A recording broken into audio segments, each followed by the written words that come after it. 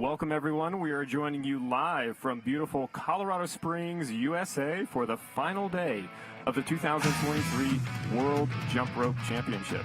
That's right, and you are in for such a treat today. Our athletes are competing in this final round for the title of World Champion.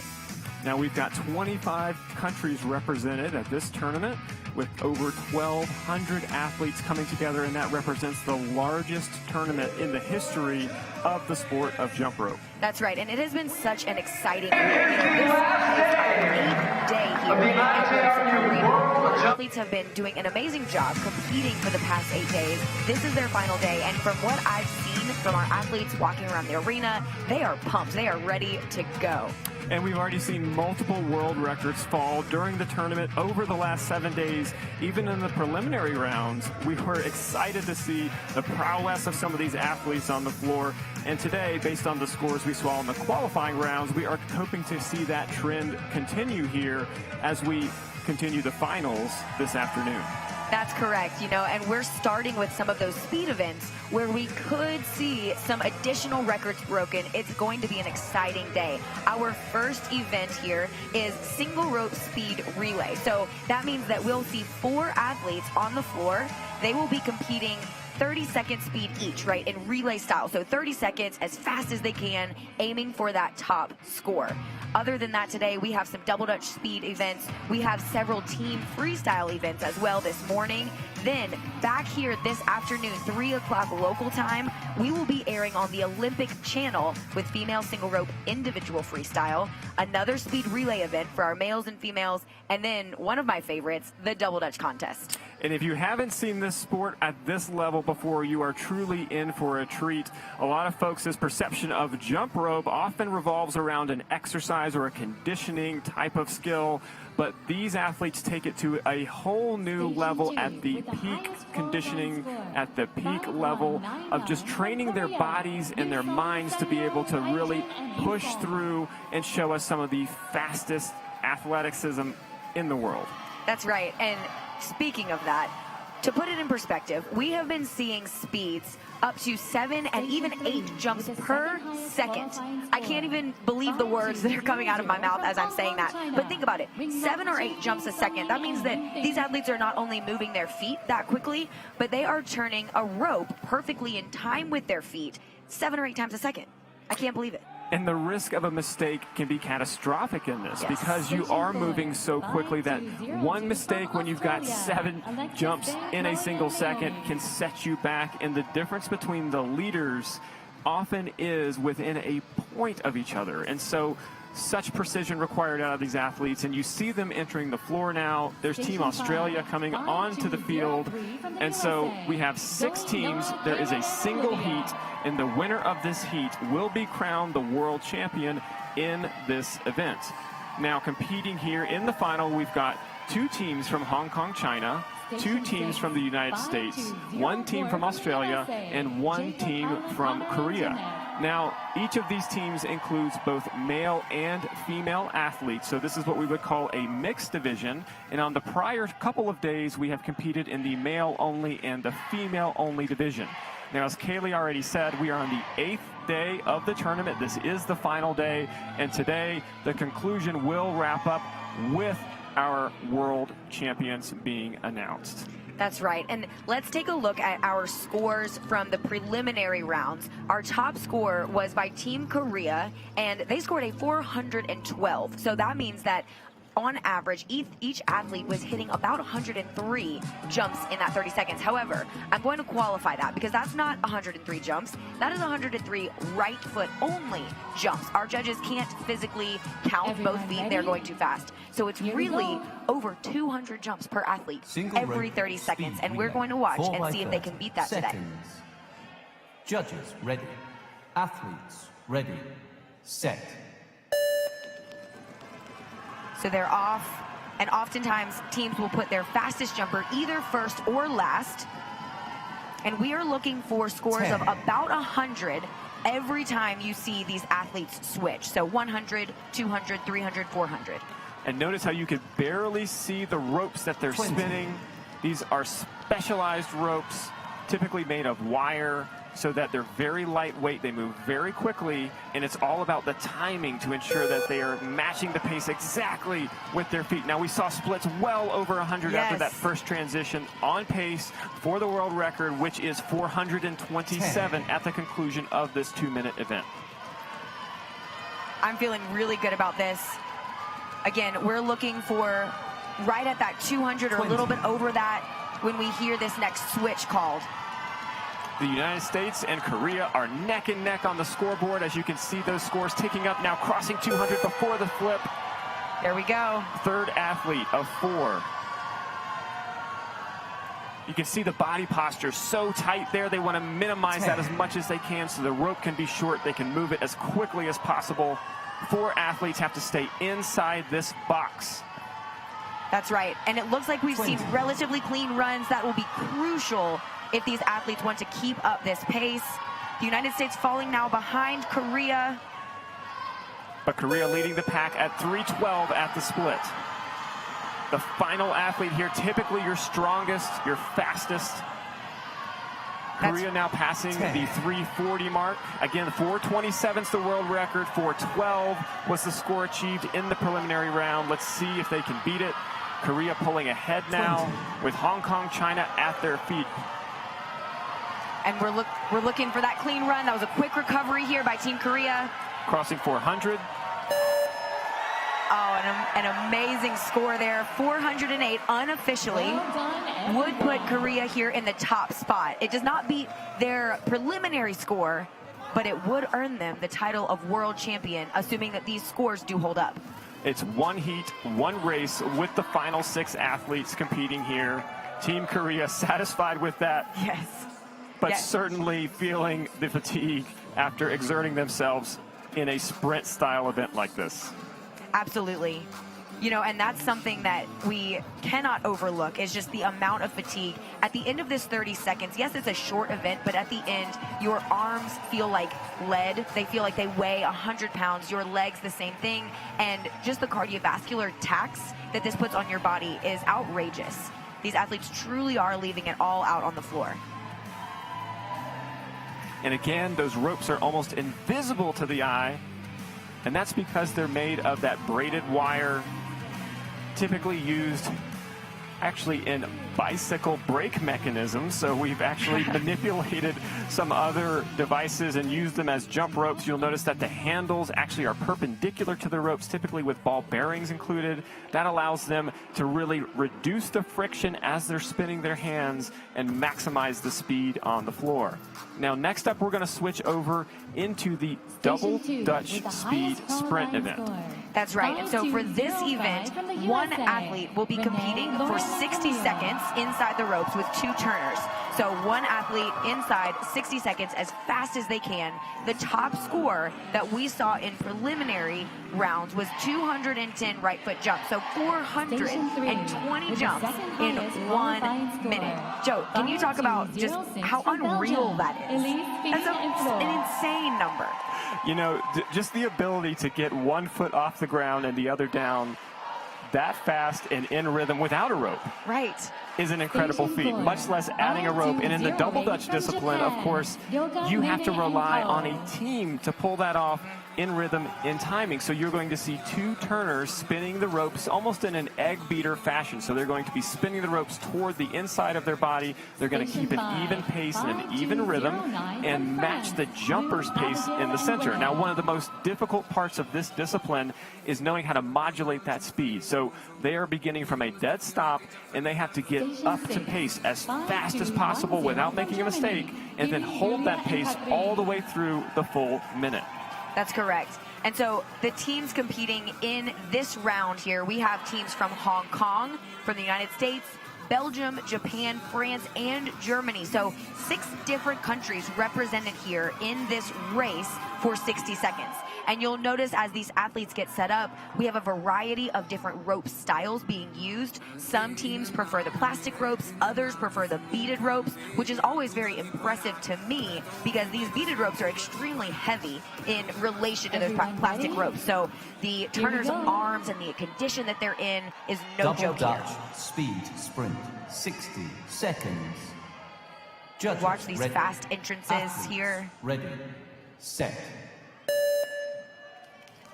And again, they have to wait for that beep before they start. Otherwise, there is a deduction for a false start. It looks like we did not have that happen on this heat. 10. That's correct. And so a mistake here, just like in that single rope speed event, but perhaps even more so now, can truly be catastrophic, because if you have a mistake, 20. you must exit the ropes and then get all three jumpers back on target together in order to recover quickly. Now at the 30-second split, we are looking for scores over 100, and we see them. multiple teams over 100. The world record in the female division that you're seeing here is 216. And the preliminary score qualifying, the top prelim score was 210. So knocking on the door of that world record. So far, some nice clean runs happening here. We have the United States with a lead, but that mistake will hurt them. Now Belgium surpassing, and Team Hong Kong China in the lead now. And it looks like, and France and the United States looks like they actually took the lead and tied at the end, again, unofficially. Now, what happens when you're seeing the scores on the screen? There is an electronic device that the judges are actually holding in their hand, and every time they depress that, we see it count up on the screen, so we can follow the scores live as they happen.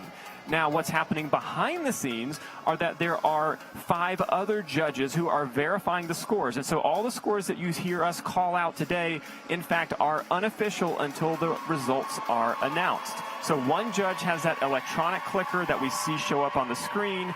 And then behind the scenes, we've got multiple judges, again, verifying the accuracy of that count.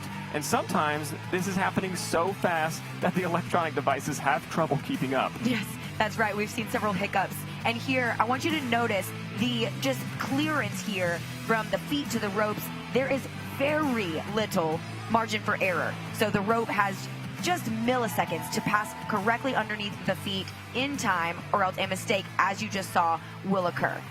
And that's intentional that they only bring their feet barely off the ground. Again, they're trying to optimize the amount of space so they can move that rope just as quickly as possible under the feet. And as Kaylee already talked about, we see a variety of rope styles being used. Some prefer the beaded plastic ropes, which are heavier but do tend to hold their shape a little better. They actually make an audible clack sound as they hit the court. Sometimes that rhythm can help the athletes be able to stay in time and in sync. On the other hand, some countries in particular prefer to use a plastic style rope. So we tend to see a lot of the European teams in particular use that plastic style rope. Those are a bit easier to turn, so less fatiguing on the arms, but they don't hold their shape quite as well. They don't make quite that same sound, and so it requires precision in other ways. Again, one of the most exciting parts of this sport is to see how much the athletes innovate and how they bring their own style into the different events. That's right, yes, and rope choice is certainly a part of that. And you know, one other thing about those plastic ropes, and as an athlete, this always scared me, so I always opted for the beaded ropes and even cloth ropes. But one scary thing about those plastic ropes is that they're so light. If they barely touch the jumper's feet, I mean, not even really touch, but just barely skim, they will miss, and that will cause a mistake, quite likely. So very nerve-wracking to use that type of a rope.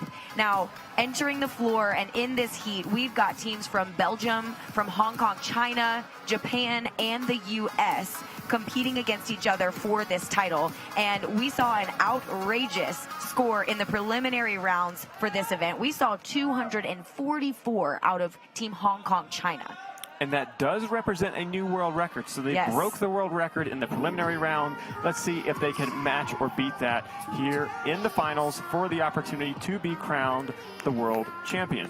Now, Hong Kong, China in particular excels at this discipline. We see 3 of the 6 finalist teams on the floor representing Hong Kong. And it really has been something that has come on really over the last decade. Hong Kong has emerged as just a powerhouse in this event. Dutch speed sprint. That's right. And you know, they told me that they practice sometimes upwards of 6 hours a day. So it is not surprising that they have been a powerhouse at this competition. And here we go, they're off. You'll notice that very quick recovery there from, it looks like Team Japan. 10. Once again, to be on pace at the 30-second split, we are listening for a score of 122 to be on world record pace. 20. And that's what these athletes are fighting for. They know they did it in prelims. The rope's just barely passing over that athlete's head. And you'll notice the stance there. The athlete is basically folded in half, trying to make themselves as small as possible. Team Hong Kong China is on pace for the world record so far. Now they have to keep it clean because one mistake can knock them out of contention. They are now crossing the 180 mark. Again, Team Hong Kong China in the lead, pulling away here. We've got two from Hong Kong China, neck and neck. Neck and neck. It looks like one team may be catching up, but a mistake. 225, 230. We're close. Can they do it? Oh, and they were two off. Two off from the record. Unofficially, yes. 242 unofficially out of Team Hong Kong China. Wow. They're sitting there celebrating on the floor. Certainly the turners are exhausted, but the jumper, the amount of back and forth, the pacing that they have to do with their feet has got to be tiring. And we're at altitude. We're at 6,000 feet or 1,800 meters here in Colorado Springs. So that adds a whole new dimension into the endurance of the training that goes into this event. It certainly does. And again, unofficial scores here would put Hong Kong China in first place. So that title of world champion, and just, again, barely off of that world record. You can see the concentration on the athletes' faces. Everyone in time, everyone in sync. Feet just barely coming off the ground in perfect rhythm. And so we'll confirm this, but I believe that that particular team from Hong Kong China is actually the team that came in 6th place in the preliminary rounds. Again, we will confirm that, but that might have been due to mistakes in the preliminary rounds and then a clean run here. And we've already talked about how big an impact mistakes can have on this kind of a stage, because all it takes is one misstep, one bobble of the rope, one errant turn to cause the ropes to touch each other or cause the ropes to touch the athlete. And as soon as that happens, it causes the ropes to stop. And that can really set these teams back. Now entering the floor next, we've got the mixed division. So you're going to see a mix of both male and female athletes. A world championship is awarded in the all-male division, the all-female division, and in the mixed division. Now, in this particular case, the world record stands at 223. And like the last heat, that record was set at this competition on the preliminary stage. That's right. And again, we see that that record was set by a team from Hong Kong, China. So we mentioned that they have been so dominant in this event. We're seeing it here again in the mixed division. And so, Joe, one thing that these athletes really work on and try to just determine as a team is who is the best combination of turners and jumpers. How do they formulate this team to be the most successful? So sometimes we have two turners that work really, really well together, and, you know, they work particularly well for a jumper. And so, again, we're trying to formulate these teams for maximum success, maximum consistency, and so they're able to specialize a little bit more in this event. Now on the floor, we've got teams from Australia, Hong Kong, China, Denmark, Belgium, another team from Denmark, and Korea. And in the preliminary round, we already mentioned that the world record was broken with 223. That was from Hong Kong, China. Now, an interesting fact here is that the team from Denmark placed 222, so a single jump behind Hong Kong, China. So if Hong Kong hadn't broken the world record, Denmark would have. Let's see if they can do it again here on the final stage. That's right, and you know Denmark is going for that record. It hurts to be one off. Athletes, ready, set. Some quick starts here from our athletes, exactly what we want. At the 30-second split, we're going to listen and watch for scores over 111, and that will be on world record pace. So again, notice these jumpers' upper bodies are not moving. They're going for maximum efficiency. And we've got about 5 or 6 seconds until that 30-second mark that we're listening for 111. 30. And it looks like we already have teams here. Team Belgium. Yeah, Team Belgium ahead of that 111 mark. Moving very quickly. Again, one mistake can knock them out. Oh, they're there recovering it was. quickly. Now Team Korea taking the lead here by actually quite a margin. We'll see if they can hold it. They're crossing 200 now. Team Korea in the lead still. 210. Oh, and there was a mistake there. That'll hurt them. And it looks like, unofficially, we've got Hong Kong, China. Well done, everyone. With the World Championship at 219. 219 again, a few points off that world record, but Team Australia right behind them with 217. And because they're so close and these are unofficial scores, those will get verified. So while the athletes are certainly excited and happy to be concluded with the event and proud of their scores, certainly, they will have to wait until we find out who the official winner is in this event. Again, these were the top 6 qualifiers from the prior days who made it to this final stage, and it is one race, one winner to crown the world champion. That's correct. And as Joe mentioned previously, the reason that we have to wait for that verification is because these athletes are moving so fast that one tiny human error could throw these scores off and make the difference between first and second, etc. So what they do is send these scores back for video review. If necessary, they even put them into slow motion so that we are positive that we have these accurate counts. And, you know, in the works as well, we actually do have some machine learning type of techniques that we can now use or start using here so that we can eliminate that human error completely. And that's right. One of the funnest things about the sport, as I mentioned before, is the innovation that's happening not only in the equipment and in the judging, but now integrating things like artificial intelligence so that we take the human error out of the counting process. Now, we are testing some of these techniques this year where we're having different camera angles set up such that a machine can actually count the jumps. And so as we test that, the thing we have to watch for is, can the artificial intelligence tell when a mistake is made to pause the counting and then continue it back?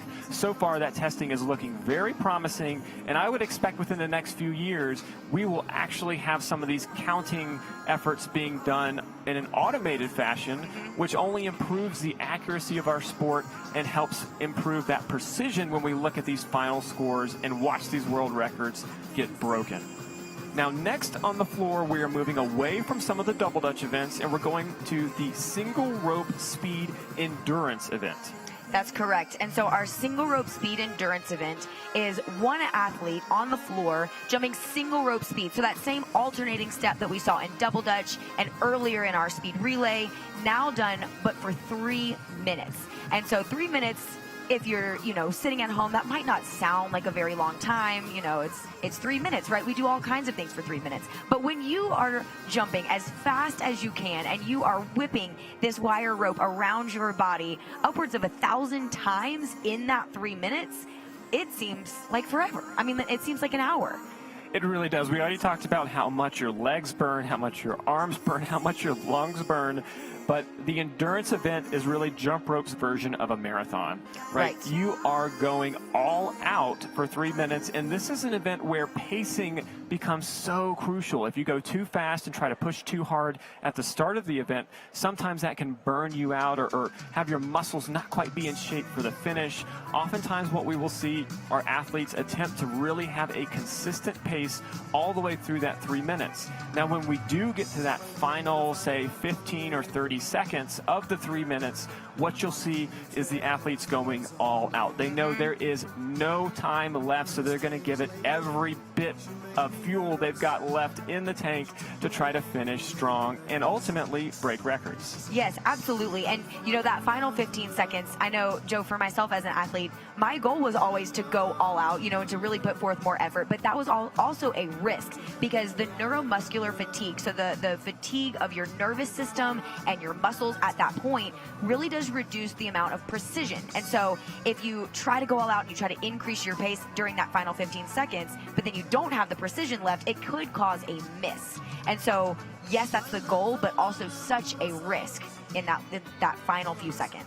And I should mention that my co-commentator, Kaylee Woodard, is actually Dr. Kaylee Woodard, so she does know a thing or two about exercise science and about how the body mechanisms have to be conditioned to be able to perform at this level of athleticism.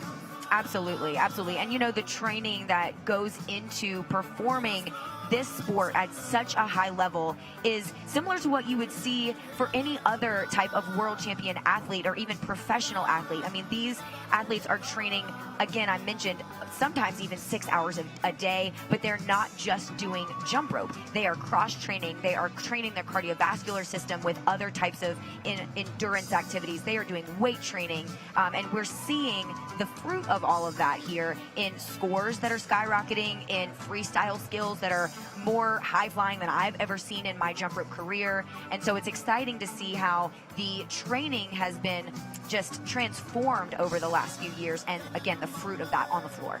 Now, the other thing that we see with these athletes is that they compete in multiple events. So you're going to see some of the same faces, some of the same names show up throughout this final day of competition.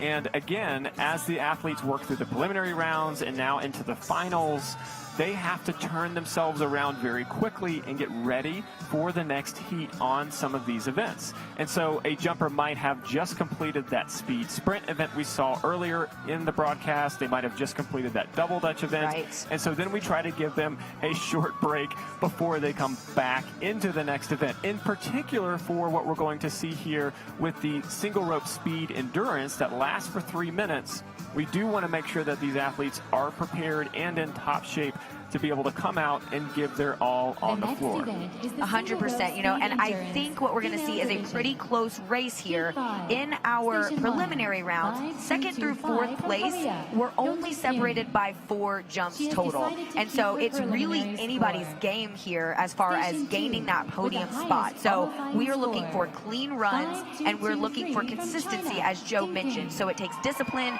for these athletes to hit a pace that they can actually maintain for the entire 3 minutes. Now, coming on the floor first are the females in this event. Again, these are the top 6 finishers from the preliminary round. We've got 2 athletes from Hungary. We have 2 athletes from Korea. We have 1 athlete from Hong Kong, China. And we have 1 athlete from Team China as well. That's right. And Ting Ting Du from China, who has already entered the court here, actually scored a 514 in the preliminary round. This was a new world record. So we've mentioned several world records that have already been broken this week. And this was one of the more impressive ones, in my opinion, again, because this event is so grueling. And what that means, 514, is that at the 1 minute marks, we're going to be looking for a pace of around 171 to be challenging that pace. So 171 will get her close. If she's at 172, she will beat it at those 1 minute marks. That's right. And when we say 514, I will remind you that these judges are only able to count the right foot. And so that's really 1,028 jumps in this 3 minutes.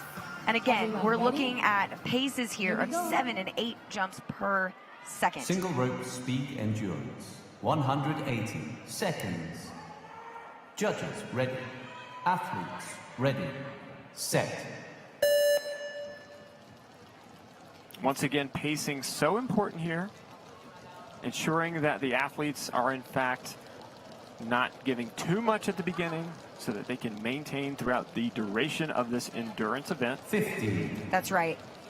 And it looks like we do have 1 athlete here from Team Korea who has chosen not to participate in this final round of this event. And that is an option for these athletes. They don't have to recompete the endurance event. They can actually keep the score that they achieved in the prelims. And some athletes do make that decision based on, you know, if they hit a personal best in prelims and they want to not take the risk of maybe making a mistake and going lower than that here in this final round. 45. Now currently Team China, Ting Ting Du, with the top score. She was also the top score in the preliminary round. She is the world record holder. She's trying to beat that here today. Again, 514 is the score we're looking for to break that record. She's at 1 minute, and she's already passed the 190 mark. If she can maintain this speed, then she will, in fact, break that record. You can notice how her feet are just barely coming off the ground. 50. Very tight body movements with her wrists there. Not exerting any muscles that don't need to be exerted so she can save her energy. That's right, and this is when it really starts to get tough. We're nearing that halfway 30. point, and that's the halfway mark, and she looks like she is ahead of the game here. And if she can keep that pace, I think she'll beat her world record. Crossing the 300 mark now. 45. And it wasn't long ago that in this particular event, 500 as a baseline was an incredible world record. That was as recently as, say, 8 years ago. 20 years ago, it was exciting when we saw scores over 400. Right. And so it has been amazing to watch how this particular event has evolved as the athletes have learned how to optimize their bodies for the maximum possible score. Absolutely. You know, we've talked about the barrier of disbelief, and it has certainly 50. been broken in this event. Athletes now know that it is possible to surpass that 500 benchmark, and we're seeing them do it over and over again now, it seems. Looks like Ting Ting Du is maintaining her lead and 30. even maybe growing her lead here. Crossing 440 already.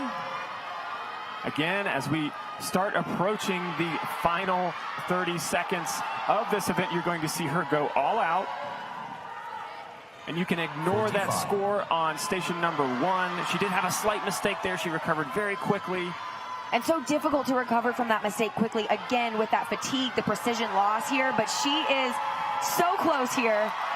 Come on. Oh, unofficially she did it. Unofficially she has surpassed the world record.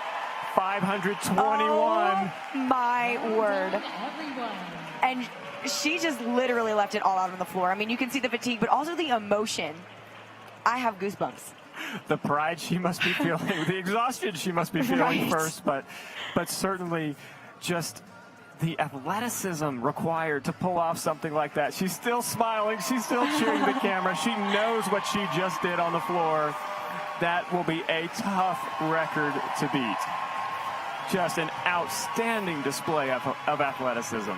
And to do that twice in one competition, in 1 week, she has surpassed the previous record and then surpassed her own record. Again, unofficially, we will double check that.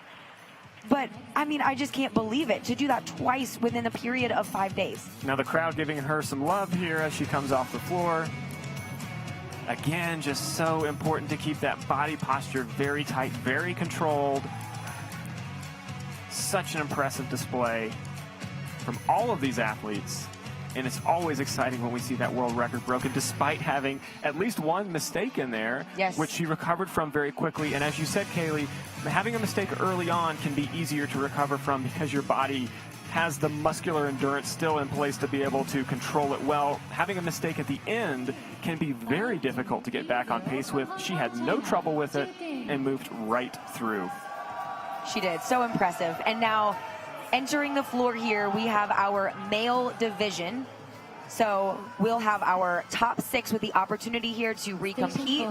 I have been told that I think 2 of these athletes have chosen to keep their preliminary score. We'll see if that holds true here. But we have athletes in the final round here from Hong Kong, China, from Korea, as well as Belgium. And our top score here was a 541. From Hong Kong, China. That means nearly 1,100 jumps. And that was by Team Korea in the preliminary round. Now the world record here is 573.5. And that's currently held by Team China. And so what we're looking for today is to see if someone can contend with that 573.5. Again, the preliminary rounds were a bit off from that. Right. However, the mistakes that can happen along the way really can deduct. As we already talked about, 1 second in this event can account for upwards of 7 to 10 points on the scoreboard. And so if we see clean runs out of these male athletes who are competing here, then they could contend for that world record. That's correct. You know, and that's what these athletes are fighting for. Yes, they are fighting for a world championship, but they are also fighting to break that record. Everyone's chasing that. And they train year-round to be able to come out here and leave it all out on the floor, and they only have 3 minutes. They train for months and years for this moment. And you can see it there. The pressure sometimes can get to them, but then they just swallow it, and they do their very best, and they handle it with such grace. Now, one of the other interesting things about the preliminary round was the top 5 scores all exceeded 500. Once again, 500 was seemingly an impossible benchmark just a few years ago, and now we're seeing multiple athletes crossing that threshold, which is so exciting to see in the sport. We keep thinking we're nearing a plateau, and then someone breaks through, and as soon as one breaks through, it seems like they're followed by a pack of others who seem to figure it out and do it. Now, when they train for this particular event, one of the ways that a lot of the teams will do it is to music. And so what they'll do is they will find a song and they will actually speed it up to the pace they would need to maintain, sort of the beats per minute, in order to cross different thresholds. And so as they train in their home gyms or in other arenas and that sort of thing, they're playing that song and they're learning how to match that pace. And over time, they're increasing it until it's second nature to maintain that kind of a rhythm. That's right. Judges. And so here on your screen, you see Chu Ting Ho. He was actually second at the Asian Masters here in 2022, and his best at 5:41 would be enough to tie that first place. So I think he's probably trying to beat his best and go for 5:42. And on the screen here, the numbers that are not moving, it looks like you are seeing their preliminary scores that they've chosen to keep here for this final round, as opposed to recompeting here in the final, which, as we've said, is an option these athletes can exercise. Correct.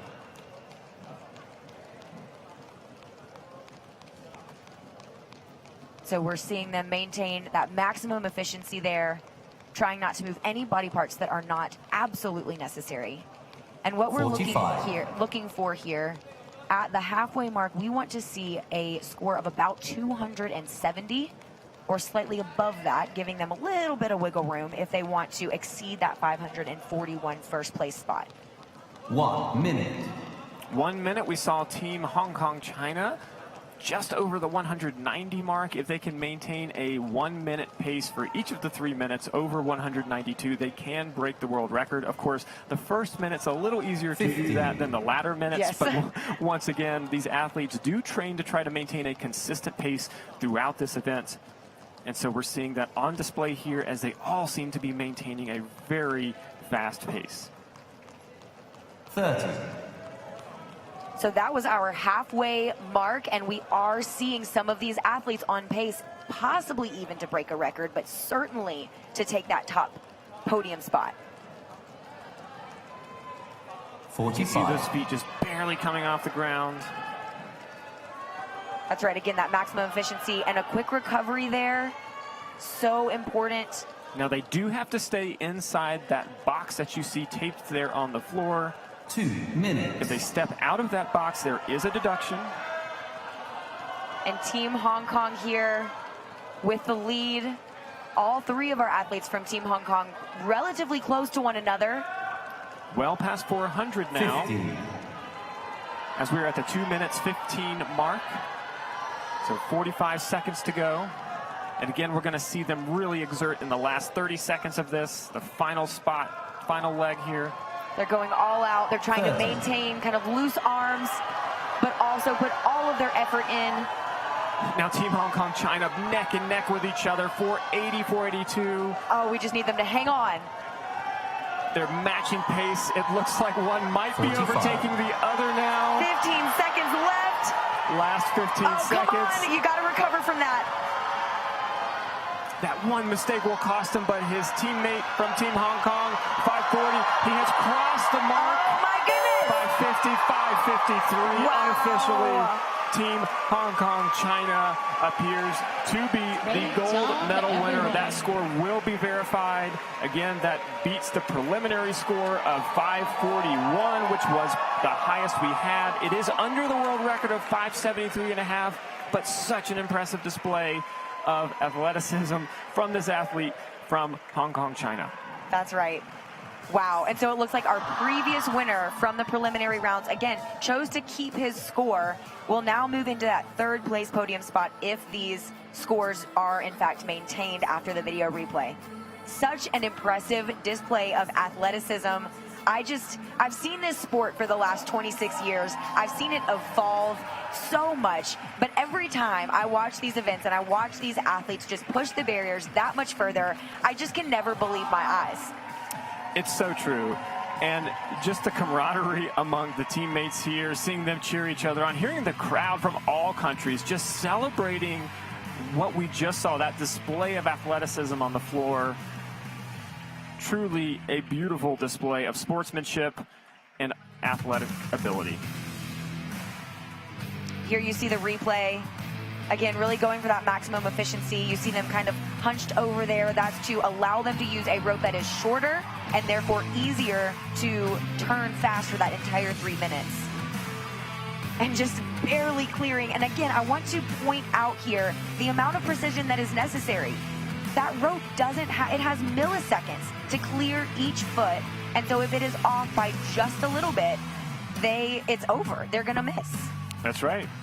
And taking the floor now, there is a team from Team USA. And what happened here was we had a rope break in the final round. And so what happens with all speed events is that if there's a rope break by any of the athletes, and that does happen because of the stress you're putting on your equipment, you are entitled to a re-jump if that occurs. Now, if a rope breaks on this re-jump, they will not be awarded a second re-jump. So this is their one shot to get it right and to make sure that all of their equipment stays intact. That's correct. And, you know, a lot of times athletes will opt to bring an additional rope out for this second attempt because, as Joe mentioned, they don't get a full extra re-jump if another equipment issue happens, but they can run into the coach's box, grab another rope, and finish out the event. 20. Clearly, it would be extremely difficult to be competitive in that type of situation, but a smart way to at least maintain some ability to finish the event. Seeing some trouble on that first leg, just a few mistakes there that will set them back.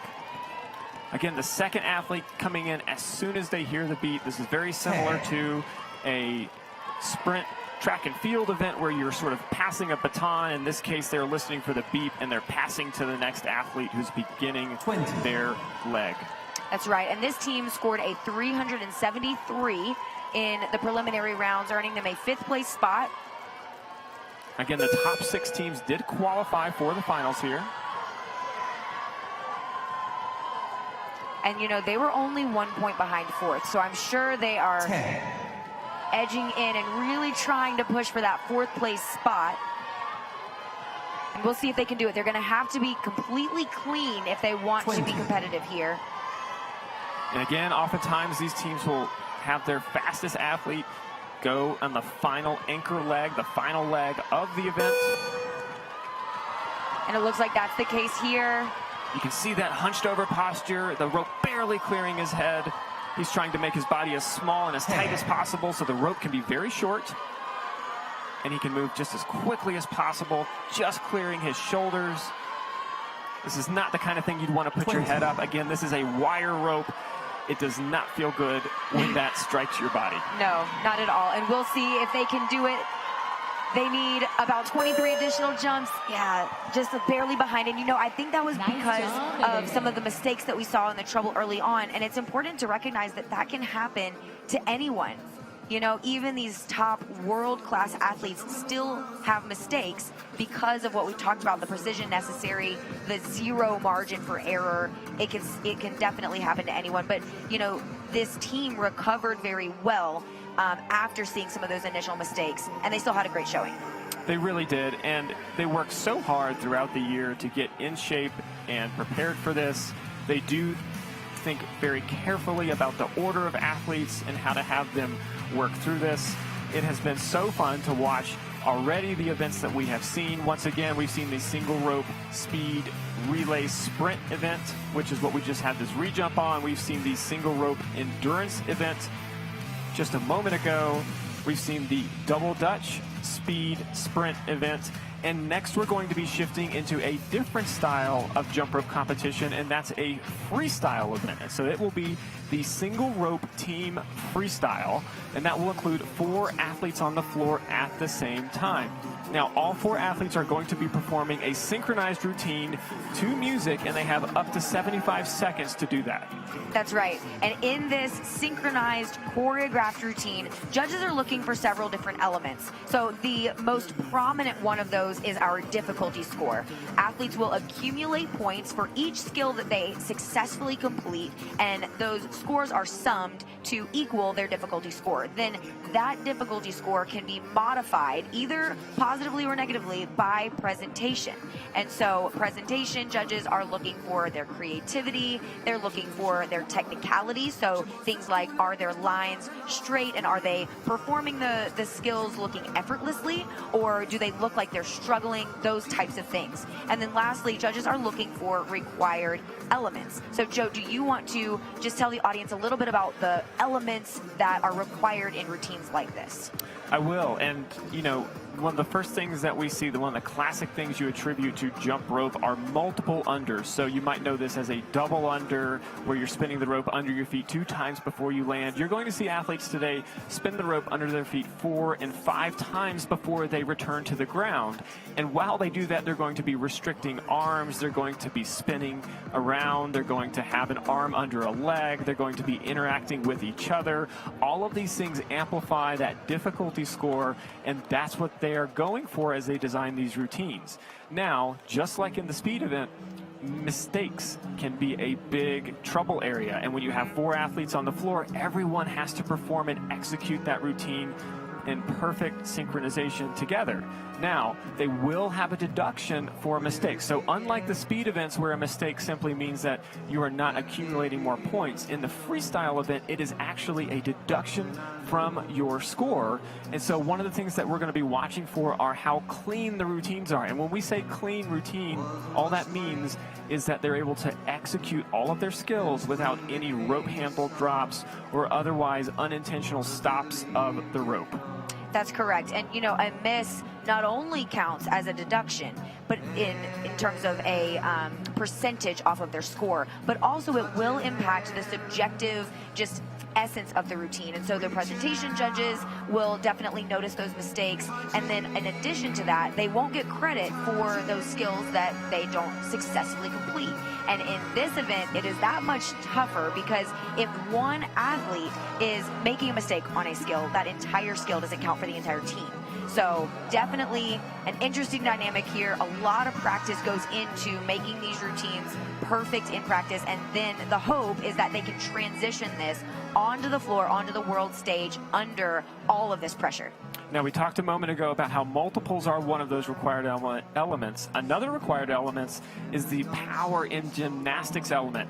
And what that means is simply that the athletes are using their upper body strength to be on the floor. So you'll see them balancing their entire body on their hands in what we call a frog or a handstand style acrobatic move. You will see them doing flips. You will see them doing other kinds of floor maneuvers with their ropes, all working in time with each other. That's called a power sequence or a power move. That's another thing that they must complete in the design of their routines to get full marks. A third required element has to do with rope manipulation. And so rope manipulation are times when they are crossing their arms, they're moving their hands behind their back, they might release a handle and re-catch it. All of those things go into what we call rope manipulation. You will see a lot of that mixed in. And the best athletes in this event are going to be able to combine these elements together. So you might see a multiple under combined with crossing motions, moving straight into a gymnastic skill. When they can string them together smoothly like that, they will in fact earn maximum points. That's right. That's right. And so speaking of all of these different elements that these athletes need to be masters of, Joe, we had to do that as well as athletes growing up. Did you have a favorite, one of these elements to complete in your single rope events? You know, I'll say for my part, the interaction skills that we have in some of the team events are one of the most exciting things to me because you really can infuse some creativity with that. And the scoops, the interaction, you're going to see these athletes play off each other in ways that you don't expect, and that surprise factor only enhances that presentation score. And so again, if you're just joining us, you're watching the 2023 World Jump Rope Championship. We are live in Colorado Springs in the USA. Coming up, we're going to start at 11 a.m. sharp local time with the single rope team freestyle event. And so that's just about 10 minutes away. We're going to take a short break, and we'll be back to the action in about 10 minutes. That's right. Don't go anywhere. We will see you soon.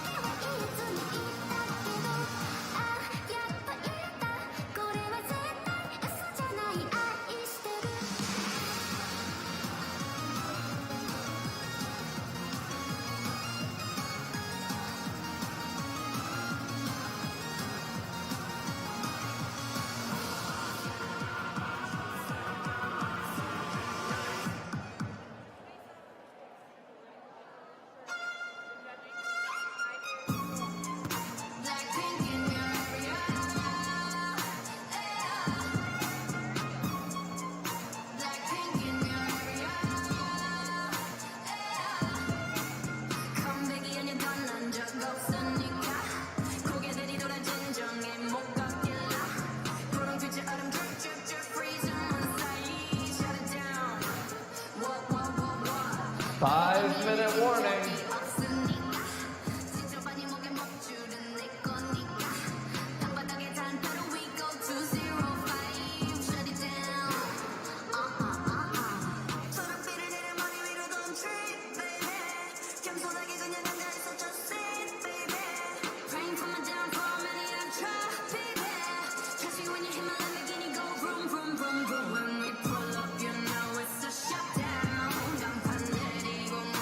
Shut down.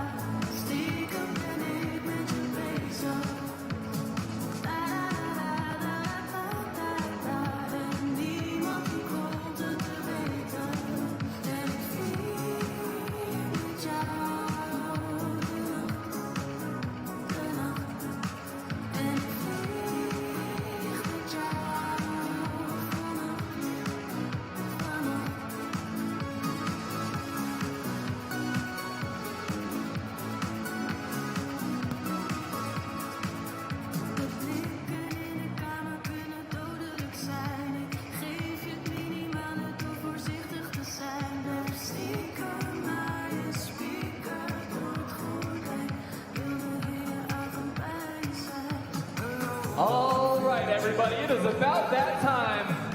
We are about to begin Team Freestyle. That's 4 jumpers, 4 ropes, putting together their creative minds and putting together their hardest tricks. So let's make some noise for the Team Freestyle Finals.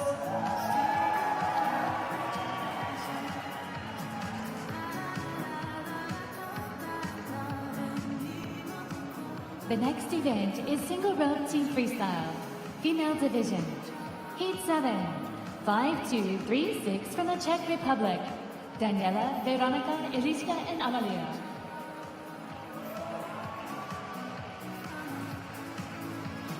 Are joining you live here at the final day of the IJRU World Championships, and we are about to enter into our single rope team freestyle event in the female division. So again, this is 4 athletes completing a choreographed routine to music. They're going for difficulty, a clean routine, and great presentation, and that combination will earn them some top scores in this event. So we're going to see what happens here with the Czech Republic.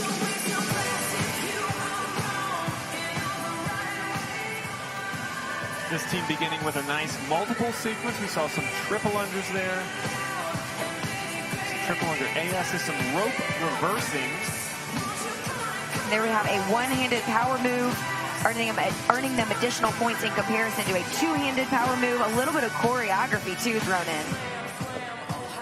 Now in the qualifier, this team had the 2nd highest presentation score, so we're seeing them move the floor well and interact with each other in some of these different skills they're performing. Again, there's that power, which is one of the required elements. Moving across the floor really well. You want to create pictures in this event, and they're doing that with ease, and that was a great catch there with an interaction. And you'll notice they're using different styles of ropes. That is allowed. So some have a beaded rope, some have a plastic rope. Each jumper tends to have their own preference. That's right. As long as they can sync up and make it look cohesive, it is okay. And, you know, Joe, that was a relatively clean routine there. And it's hard to pull that off with a 4-person freestyle event because all 4 athletes have to have such precise movements on each of these freestyle skills they perform. Now, this team is going to be moving over to what we would call the athletes' lounge. It's right off the floor, so adjacent to where the competitors are performing their routines, adding to the drama. They're able to sit there, have some water, recover for a moment, and then watch the remaining routines perform. And as that happens, we will see a live update of the leaderboard. And so you're going to get a chance to see how the scores come out and see how they place over time as we watch this tournament. That's right. And, you know, it's interesting because only the top 3 will remain here in the athletes' lounge. And so as the scores update, once we see our 4th team compete, there is an opportunity for one of the teams to actually kind of get booted out of the lounge, for lack of a better word there, because, again, only the top 3 will remain there. We just saw a nice rope release on that replay. That's called a nick, right into a scoop, and then they did what we would call a hummingbird, which reverses the direction of jumping from forward to backwards. A nice ending there from the ladies with smiles on their faces, hugging each other as they see their score show up, waiting in that lounge. As Kaylee said, the top 3 will remain in the lounge all the way up until the end, and then we will have medal ceremonies that follow these events throughout the day. That's correct. And now we are welcoming to the floor Team Denmark here. They were in 5th place during the prelims, but they were only about 0.7 of a point behind the 4th place team. And so I'm sure that they're looking to kind of edge their way up and earn a higher spot here in the final round. Here we go. And an interesting formation here at the beginning into an interesting rope release. Very creative to start it off. A nice job of spreading the floor. Now they do have a full 12 by 12 meter area to work in. They cannot step out of that space. And if they do, that does represent a deduction. But with 4 athletes on the floor, they're going to certainly coordinate so that they stay in bounds for the duration of the routine. Another nice rope release there. All of them caught it. And these are quadruple unders, and now you're seeing lots of restrictions here. And when we say restrictions, we mean that very literally. The arms are restricted behind the knees, behind the back, under the legs. Anytime you see that, just understand that that difficulty score is being reflected there because it's so difficult to turn the rope in those positions. Now they will get full credit when all 4 athletes complete a skill in the routine. Now, if one athlete has a mistake or 2 athletes have a mistake, that will represent a score that's not quite as high as it would be if all of them pulled it off together. That's right. Some more triple unders there at the very end, it looks like, into another one of these kind of, a very interactive helicopter style release, and then a great ending. I really enjoyed the details that these girls put into that routine. It was well choreographed, and you could tell that they were really paying attention to how would this look and come off to an audience, not only to putting in, the most difficult skills. Not only that, the use of the music, right? Yeah. So some of the teams will have a song playing and they will kind of adapt the style of the performance to sort of the pace and the feel of the music. Other teams will choreograph it perfectly and hit every accent. This team did such a nice job staying synchronized, as you're seeing on the replay here. They were hitting the music accents. They timed some of those rope releases. Here you see one of those. Again, always a risky maneuver because you can miss the regrasp on that handle, but they pulled those off well. There's some of that power that is a required element. And here's that nice, fun ending where they all interacted with each other and used the music to really enhance the presentation. Yes.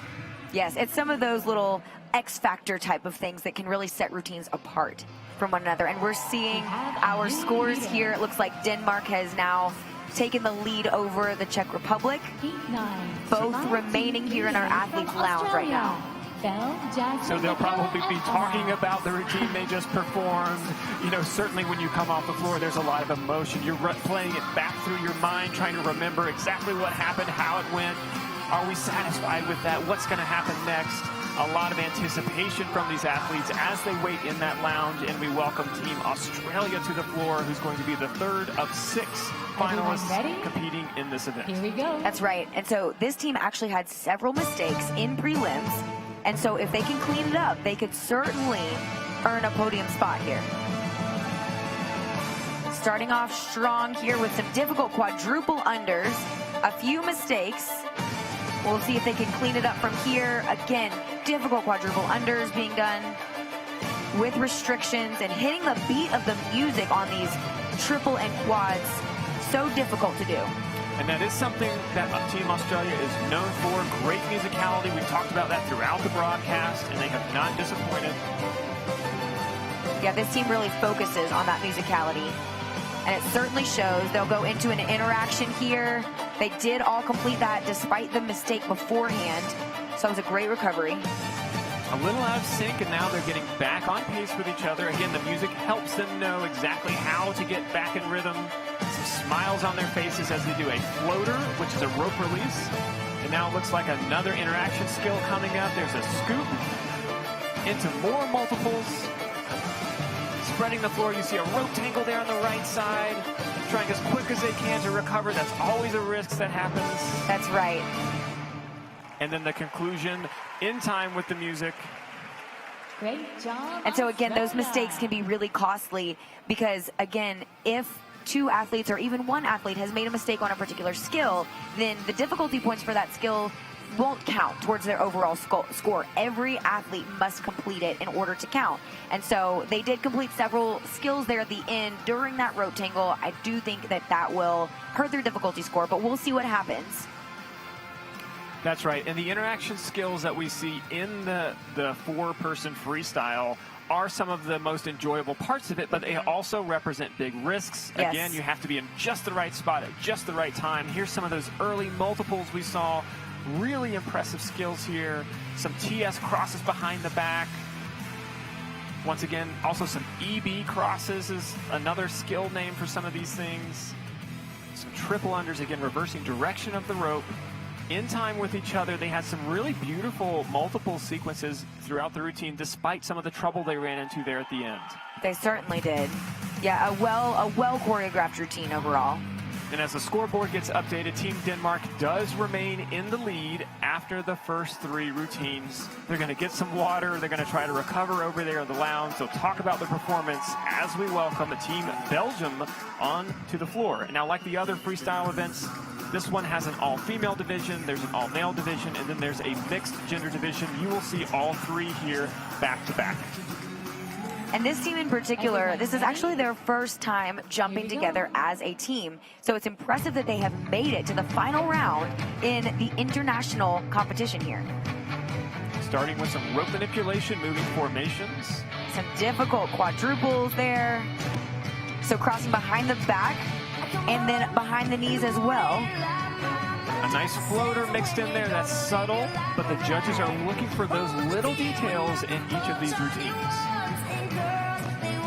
So they're utilizing the music well, remaining on that beat, and very synchronized.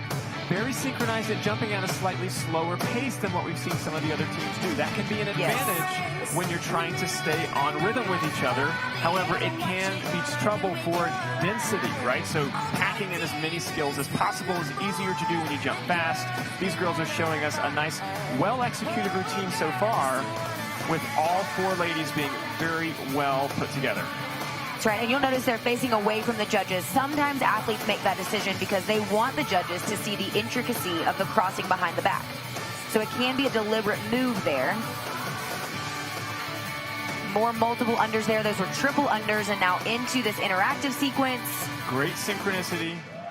And ending on cue with the music. Again, some of these teams do such a nice job choreographing the music and keeping it right on point. Yeah, that was an excellent job from Team Belgium. Relatively clean, which is not unexpected from this team. Belgium is traditionally a really polished team in terms of the way that they jump. So not only are they clean, but they hit great lines, and we saw that represented here today.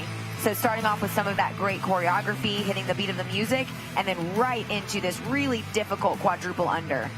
Now, one of the things I liked about this routine is they spread the floor so well. They really utilized the entire space. They had some good formations, taking advantage of having 4 athletes on the floor. You can see how synchronized those ropes are on the slow motion replay here. Again, a little trouble on some of those skills, but they got right back in sync. And so it looks like that has paid off. Some of the cleanliness and the difficulty that we saw, we have seen Belgium now move into that top spot. And there's 2 more routines to come. So we'll see if that first team from Belgium can hold on as we welcome the next team from Belgium taking the floor. Now, the team who's taking the floor next, in fact, had the highest difficulty score in the preliminary round. So we do expect to see some of the more difficult skills pulled off here. That tends to represent Everyone multiples ready? and power. Here They're we starting go. with an interesting formation, not even holding the handle. That's right. And so this team actually won the European Championships and beat the team that then beat them in the preliminary rounds for this particular competition. So we'll see if they flip-flop spaces again here. Some nice quadruple unders there to start us off. Again, they're using the accents so well. Bringing in some classic music here from Shania Twain. Yeah, a little country action. Again, with these quadruple unders, and we're seeing them all hit them pretty cleanly here, so they'll get that maximum difficulty score there. Moving across the floor with some behind-the-back crosses here. Oftentimes, we'll see these routines packed with difficult skills in the beginning and perhaps less difficult toward the end, but these ladies are maintaining a great pace. And you'll notice some smiles here from some of our athletes. They are really trying to maximize that presentation score, which can really make a difference at the end of the day, because all of these routines that we're seeing are in fact difficult. So every 1/10 of a point that they can edge out in presentation does matter. Some triple unders here into a power move. So that frog landed in a behind the back, behind the knees restriction, increasing the difficulty of that move, and a good ending. Nice job. Now, many of these Belgian ladies are very experienced competitors, have been in the sport for a long time. Certainly, they showed us sort of that difficulty and how it showed up in the context of the routine. There were a few mistakes in there, so we'll see how that ultimately impacts their final score. as they make their way over to the athlete lounge. Now, their teammates from Belgium are currently in that top spot on the leaderboard, and so we're going to wait to see just how the scoreboard changes as we see how the judges scored this routine. That's right. And again, this routine, or this team, excuse me, was second place in our preliminary competition. Very close, though, 0.2 of a point from first place. And so, you know, that hurts to be that close. And so I'm sure that they are wanting that top podium spot. Again, there you saw some of the beginning skills that they started with. Now you see some of these other quadruple unders that they performed here. Again, very difficult to pull off, but look at how synchronized those ropes are in the AS crosses and the TS crosses. Again, so many of the jump rope skill names come from the individuals who develop the skills, oftentimes representing their initials or other fun names, and we'll continue calling those out throughout the broadcast to sort of introduce you to the lexicon of the jump rope. That's right. And it looks like now on the floor getting ready to compete, we have Team Germany, our top team from the preliminary rounds, and they're starting off really strong. Now this team did have the highest presentation score in particular from the preliminary round, and so we'll see how that shows up here in the finals. Great concentration here. That was a great behind the knees, double under to behind the knees behind the back cross. Some power moves there, landing in restrictions. A round off with a backwards AS double under. More quadruple unders and triple unders here, right on beat to the music. A push-up landing in a CL cross. Some great TS triple unders there. Again, TS is a cross behind the back. It's so tricky to pull that off and stay in sequence because your arms are tied up. They're pulling it off really well so far. A nicely executed routine here. A nice double under scoop there, showing some rope manipulation. Ending here. Ooh, that was difficult. Multiple sequences as they get close to the finish. That was a nice cross straight into a split jump. A little trickier than it might look. And that was a really nice routine. I thought that was a wonderful routine. Yeah. It was very clean. They had some great interaction skills. You saw those rope releases there at the end, which the judges love to see. It's a big risk, but it's also a big reward when you can pull it off. And when you combine it with a scoop, we talked about combining some of those required elements before we started the event, and just how that can amplify your score. We're going to wait and see how that holds up against the leaderboard, because if they can take the top spot, then they will be crowned world champions. That's right. You know, that routine seemed to have a lot of energy as well. And sometimes that comes down to music choice. Sometimes that comes down to the amplitude of their jumps, which you're seeing here. But it just seemed to add energy to the crowd, if you will. So an excellent job there from Team Germany. You're seeing some of these great highlights here, that frog. And they are actually with a handy lead here, going to maintain their top podium spot. So Team Germany edging out Team Belgium. So Germany will take home the gold medal in first place. Belgium will take home second, and Denmark will take home third. A great display of sportsmanship here as these ladies congratulate each other. They celebrate their accomplishment, all the work they've put in, coming back into place here. Yes, congratulations to all of these athletes. Excellent work, and you see them all kind of congratulating and high-fiving one another. Some great sportsmanship. And we're going to move straight into the medal ceremony after these events. So these athletes come off the floor. They might still be huffing and puffing from the exertion, and then they get their jumpers on or whatever jackets they want to wear, perhaps just their uniforms. They walk over. They get awarded their medals. Again, they're getting their medal from the president and the vice president of the International Jump Rope Union, of course, who puts on this event, who organizes all of our global international jump rope events like this one. We are here in Colorado Springs, USA for the 2023 tournament. We will be in Kawasaki, Japan in 2025 because these happen every other year. That's correct. And we see Belgium receiving their second place medal here. So they'll take their spot on the podium, and Team Germany anxiously awaiting that gold place finish. You know, I really did like that German performance there at the end. It felt like not only was it technical, not only were they showing us some great skills interacting with each other, but they were doing the hard stuff, right? They were doing the hard stuff, they were making it look good, and they were smiling as they did it. All of that adds up to a winning recipe.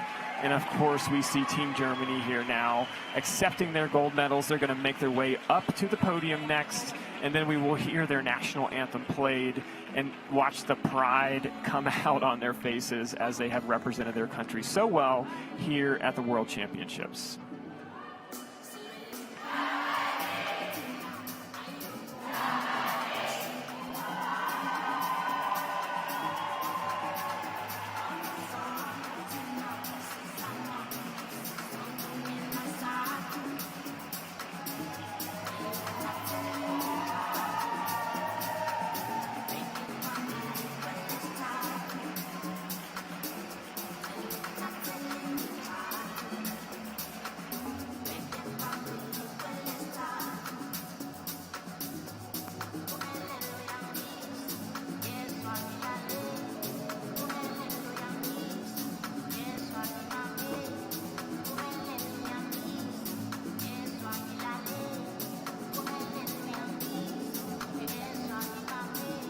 Please stand for the national anthem of the winning team.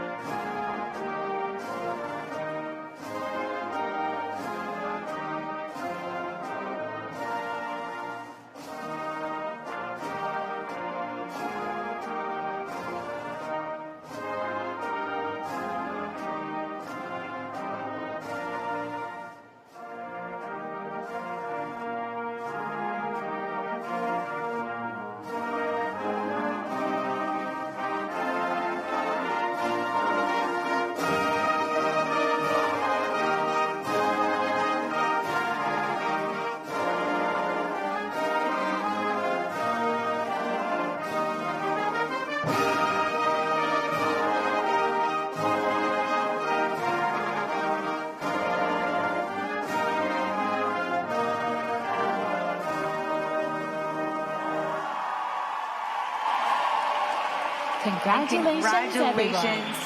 to all of these teams. You know, it feels so incredible to stand up there on that podium, hear your national anthem, and really just feel the pride that you have not only represented yourself well, you've represented your team well, but you've also represented your country well. And to do that here as a relatively young athlete, I mean, some of these athletes are teenagers or in their early 20s, and to have that on your shoulders and feel that pride is really something special. And Kaylee's speaking from experience because she has felt that same sense of pride as a world champion herself.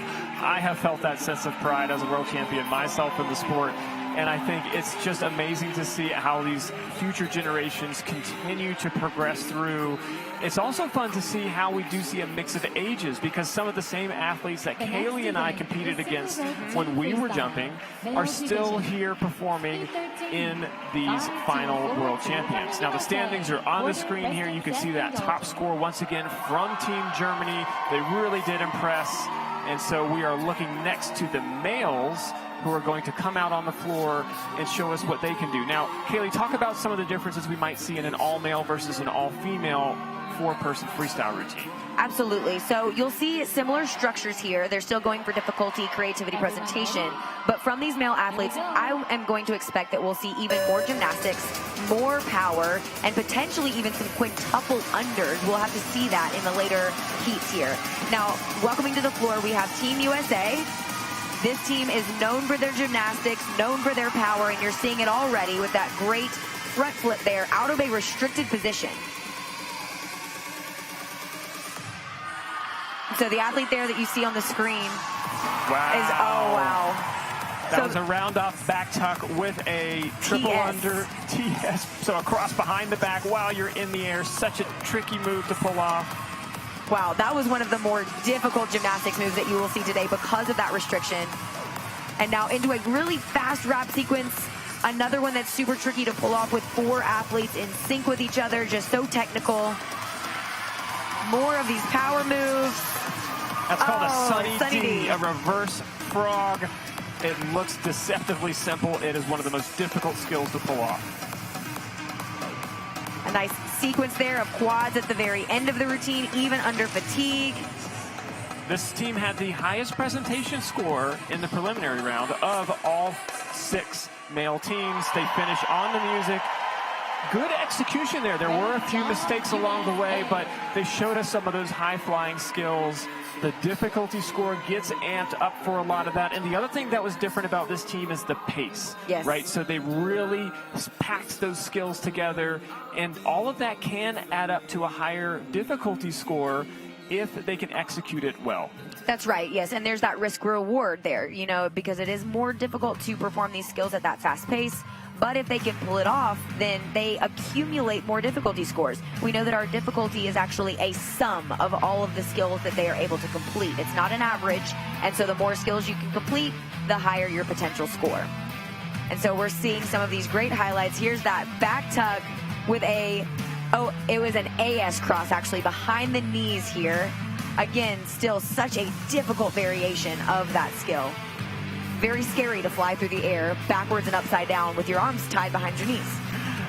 No, thank you. Right? Yeah, I actually tried it one time, thankfully on a mat, and I over-rotated so much because you think about it, you're pulling your knees so tightly into your body. Your body is small like a little ball, and it rotates much quicker than it does without that cross. That's right, and so the anticipation on their faces as the first team to go, they're going to be sitting in that winner's lounge here for at least the next couple of heats as they await the scores and see how they stack up. Again, it builds some of the tension throughout the competition because they are right off the competition floor there, taking a sip of water, having some recovery time, talking about their routine with each other, and really just soaking up the moment. That's right. And so you'll see 2 athletes in the middle there. They are actually brothers. Preston on your right is the younger brother, and then Porter is the older brother. So I'm sure it's been fun for them to actually get to compete these routines together. I'm sure there's been a little bit of friction, you know, some friendly rivalry there among brothers, but fun nonetheless. And so we are awaiting those scores to populate, and also awaiting our 5th place team from prelims to enter the floor. And now we know that 2nd through 5th place in the preliminary rounds were separated by only about 4 points. And so podium spots are up for grabs here. We could see some shifting around of these teams. That's right, and in the female division that we just watched, we saw how the 1st place team was only separated from the 2nd place team by around 2 points. Yep. Right, and so there is really a very small margin for error as they are going about preparing these routines and ultimately putting them on the floor and pulling them off. Next on the floor, we have Team Korea, and notice that they're using a plastic style rope.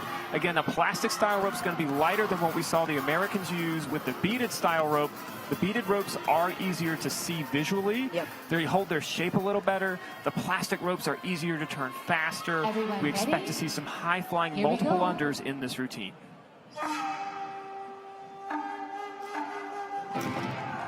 There's that Sunny D once again, that backwards frog.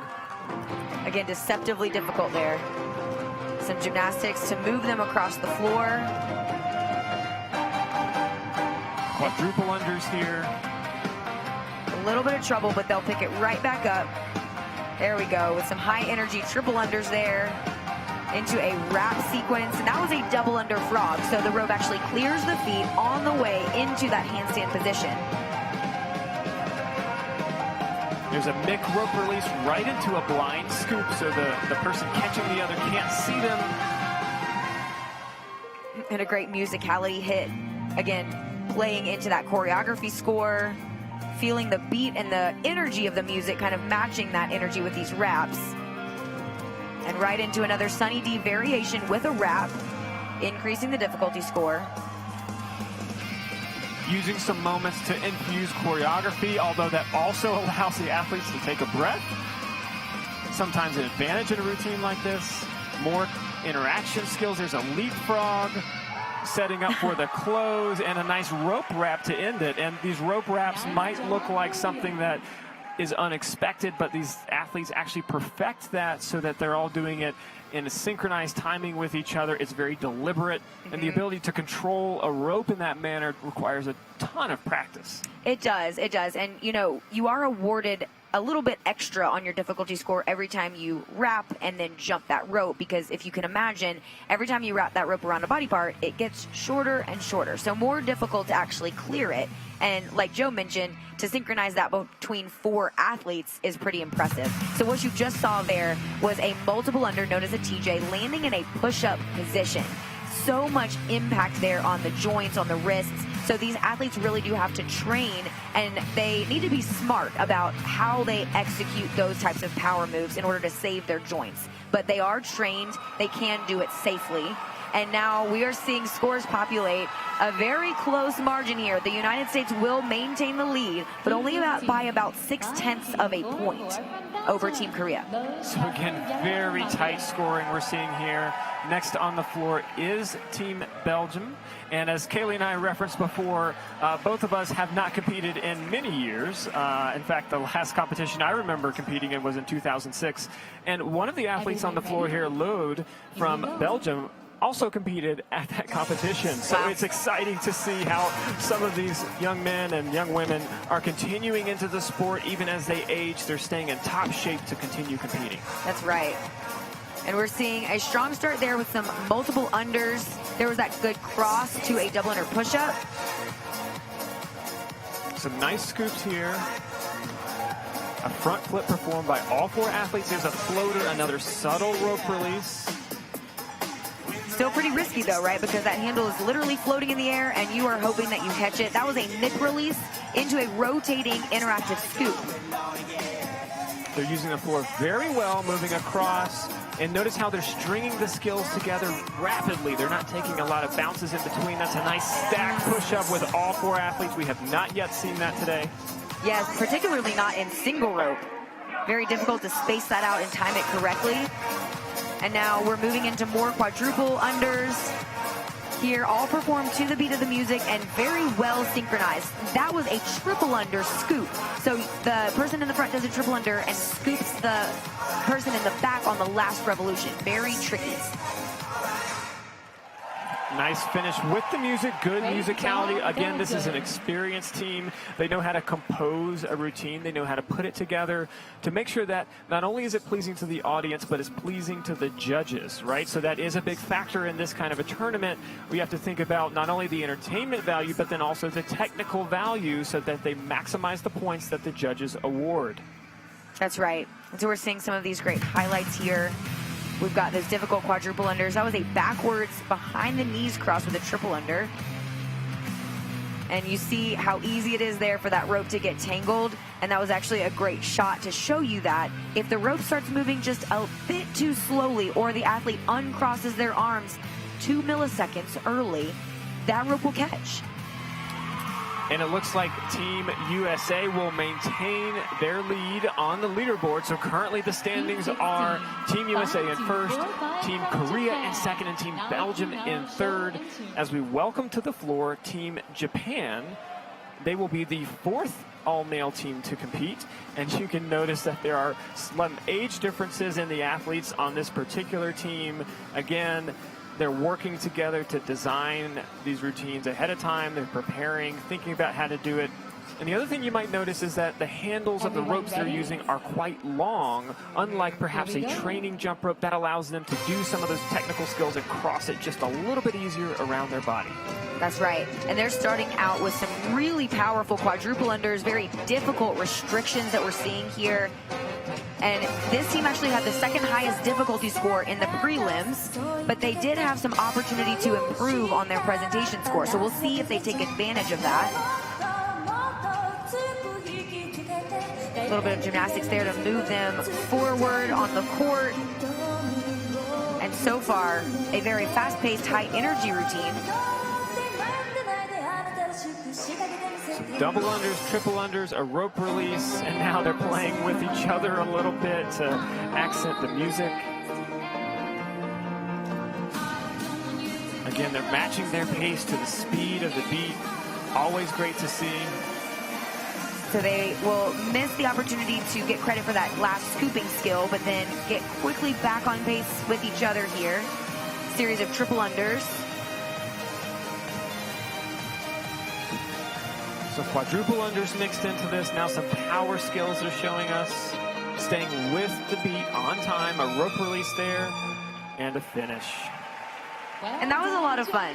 It was a fun routine, and you can see them smiling throughout. I did like the personality they infused. They didn't always all do the same thing. They kind of mixed it up. And when you can surprise the judges with things they don't expect, that does enhance the presentation score. Now, some of the other things that the presentation judges are looking for is posture, right? So are they executing these skills with a very purposeful posture? Are they upright when they should be upright? Are they bent over when they should be bent over? Is there a smooth flow between the skills? So how do they transition between them? Judges are also looking for the arc of the rope. So notice during these multiples how that rope is maintaining a nice clean shape. That can be harder to do on some of the power skills. There's an excellent rope release there to finish the routine. The routine must be staged well in order for these athletes to be able to get maximum presentation points. So they want to have their spacing on the floor done in a great way so that the audience or the judges can appreciate what's happening. And then finally, the presentation judges are looking for how well synchronized the routine is. That's right. And you just saw Team USA looking excited because I believe that they are maintaining their top podium spot here. We do, though, have our top two teams from prelims still left to compete. And so we'll see how these podium spots are maintained or maybe changed here. A quick miss at the very beginning, but they'll pick it back up. Team Belgium, another experienced team. And an interesting fact about this team as they pull off these quads and other rope manipulations here is that one of their team members had to be replaced 3 weeks ago due to a broken foot. And so to train another member up fast enough to know the routine and be choreographed and then be able to pull it off enough to qualify for the finals is a true feat of skill and athleticism. Absolutely. It speaks to their experience, too. These athletes have a lot of experience. They're one of the only all-male clubs in their country, and they're certainly representing themselves very well. That was a floater, again, where the handle floats in midair. You've got to snatch it out of the air again and jump it successfully. And an effortless-looking front flip there with a double under. Again, they're facing away from the judges so they can really appreciate those skills that are performed behind the back with those crosses. Some of the power skills with a front kick coming out of a push-up right up into a multiple. Another one of those TJ scoops, so difficult to space and time correctly. And a great triple under to a split. The flexibility some of these young men are showing is tremendous. Just the training that goes into getting their bodies in shape to pull some of this off. Amazing job there by Team Belgium. They did have a little trouble toward the beginning, but they cleaned it up quite nicely as they progressed through the tournament. That's right. And you can see the fatigue from some of these routines. We don't talk about it as often, but these routines, although they are just 75 seconds long, are extremely fatiguing because you're doing so many different things. You're exerting so much power over such a long period of time, right? So it's really a feat of power endurance here, of cardiovascular endurance as well. But these athletes do make it look effortless. There's that nice waterfall frog. They all go up at different times and come back down. There's that kip. They make that look easy. There's a triple under AS. A TJ into a scoop, into a turn. Another triple under AS with a floater right into the split there to conclude the routine on beat with the music. Again, so much choreography required to get this prepared. They're taking a break there in the athlete lounge as they await the scoreboard to see who will remain in the top spot. That's right, and now with 4 teams there, only 3 can remain. And so as we are awaiting those scores, this time of anticipation can be kind of excruciating, particularly for the team that is currently in the top spot, right? Because they're either going to remain there and be on the podium, or they could get booted down. And it's hard to know what to think, right? Because you're celebrating the fact that you've completed your routine. You're taking a deep breath, and yet at the same time, you're excited to see what comes up next. Now they're going to watch the scoreboard, see what it looks like. Team Belgium will move into the top spot. They had enough technicality in that routine to surpass the United States, but they're doing it by about 4/10 of a point. So we're seeing very close margins in these scores. And now we're welcoming out Team Korea. So this team won our preliminary round, and by quite a margin here. We had, let's see, about a 15-point lead by this team. We had a high difficulty score. We had great presentation, and it was relatively clean. So if they can do that again, my bet is on them to actually move into that top podium spot. This team is the favorite to win it, but again, they have to execute, and there's so many opportunities for things to go wrong. Let's see how they do. Starting off strong there. Those were quints. And then into a nice double under frog, performed effortlessly, quadruple unders in a row there. They're making these look easy. These are not easy skills. Moving across the floor now. They're just floating. Quadruple unders and triple unders there mixed together, looking effortless. That was a backwards quadruple under, landing in an AS, so behind the knees restriction. So tricky. Very intentional rope wrap. There's a scoop. Again, multiples. There's your leapfrogs that we see. Again, the creativity involved in the interaction skills. So exciting from this team from Korea here. You can see why they were the favorites. These multiples are so difficult. Audience at home, appreciate if one tiny arm placement goes wrong or the rope speed dies down just a little bit too much, a miss will occur. It's incredible that they're synchronizing this with 4 individuals at a time. Nice job. They're getting near the end now, working to conclude their routine with a rope catch, spin. Wow. Wow. Wow. That's all I have to say. They're my favorite.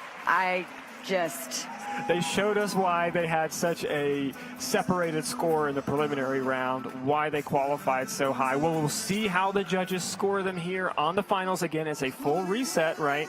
So they have to come and do it again and get scored by a fresh panel of judges. And the judges do train throughout the year to be prepared for this, for consistency, ensuring that they know these skills like the back of their hand. That's right. So they can quickly identify them and score them throughout the routine. That's right. Yes, they have a hard job, but like Joe said, they do train for that. They are prepared. And so we're seeing now on our highlights some of those nice triple unders into really difficult quadruple unders, looking like they're double unders almost. There's that landing in a restriction, difficult because the rope is moving so quickly in the multiple, and then it has to slow down in order to successfully complete that restricted landing. Now again, they really packed the multiples into this routine, showed us so many things. We're going to now see the leaderboard. And it does look like Team Korea, as expected, is going to maintain that top position. They have surpassed Belgium by a wide margin. So a full 7-point difference between the winning team of Korea and the second-place team of Belgium. That means the United States will take third on the podium. And as we've seen in prior events, they are demonstrating some great sportsmanship here as they congratulate each other. We're going to move right into the award ceremony for this event. And so these athletes are catching their breath, they're having a sip of water, and then they're making their way over to accept their medals and celebrate what has been just a wonderful display of athleticism. That's right. And again, quite an honor here to receive their medals from the president right there and the vice president here of IJRU. Such an honor. And, you know, something that we don't talk about as much as we probably should is this sportsmanship that we see. We see that jump rope athletes are so supportive of one another, not only of their own country, but also of other countries. And I think that's because, you know, at the end of the day, we love jump rope. We love this sport. We are dedicated to the sport, and we want to see not only ourselves win, yes, we want that, but we want the sport to win. We want the sport to be on display at its highest level. And that's what we're seeing here in this competition. And the gold medal goes to That's Korea. right. And as Team Korea makes their way over to accept the gold medal, I think they were the favorites, and they showed us why. Congratulations once again. You can hear the audience just cheering them on, and the innovation that we saw in that routine, showing us some very new and different ways to interact with each other. Exciting displays, and that's part of why we do love the sport, is because every year we see something different. We see innovation happening. It's not just the same old skills performed again and again, and as they congratulate each other, make their way up to the podium, we will now listen to their national anthem be played.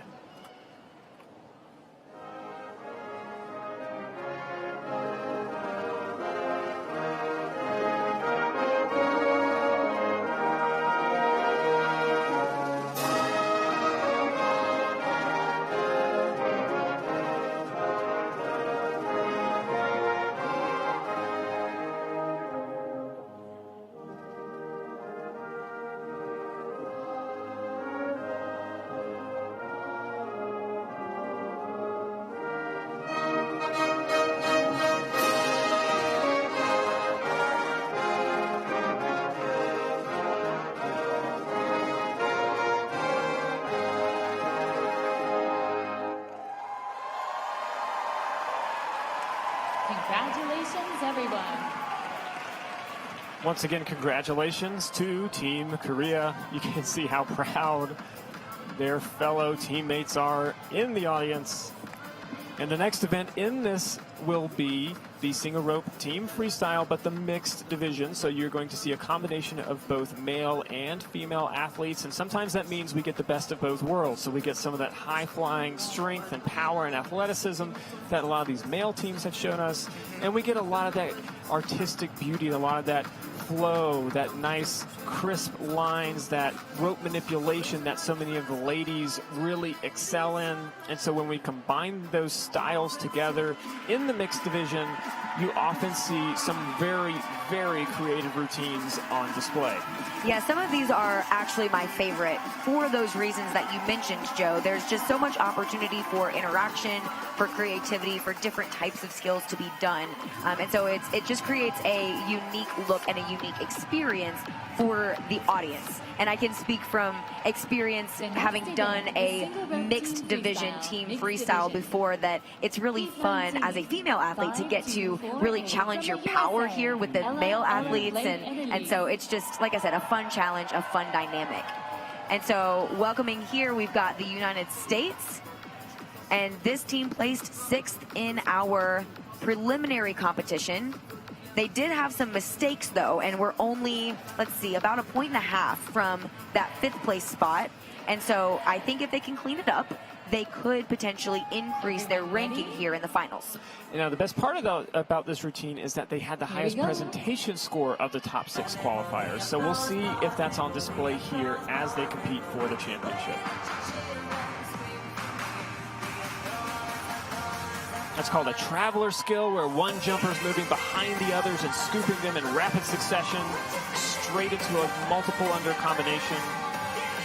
These are triple unders with a quad to finish, 4 times under the feet in one jump. That was a double under frog, that skill where the rope clears the feet on the way down to the hands in a handstand position.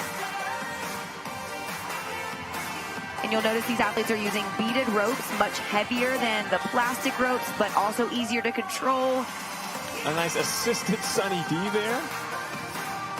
That's right, and so these athletes get additional points if they can interact with one another, share a rope, and still pull off a difficult skill. They are rewarded for that interaction.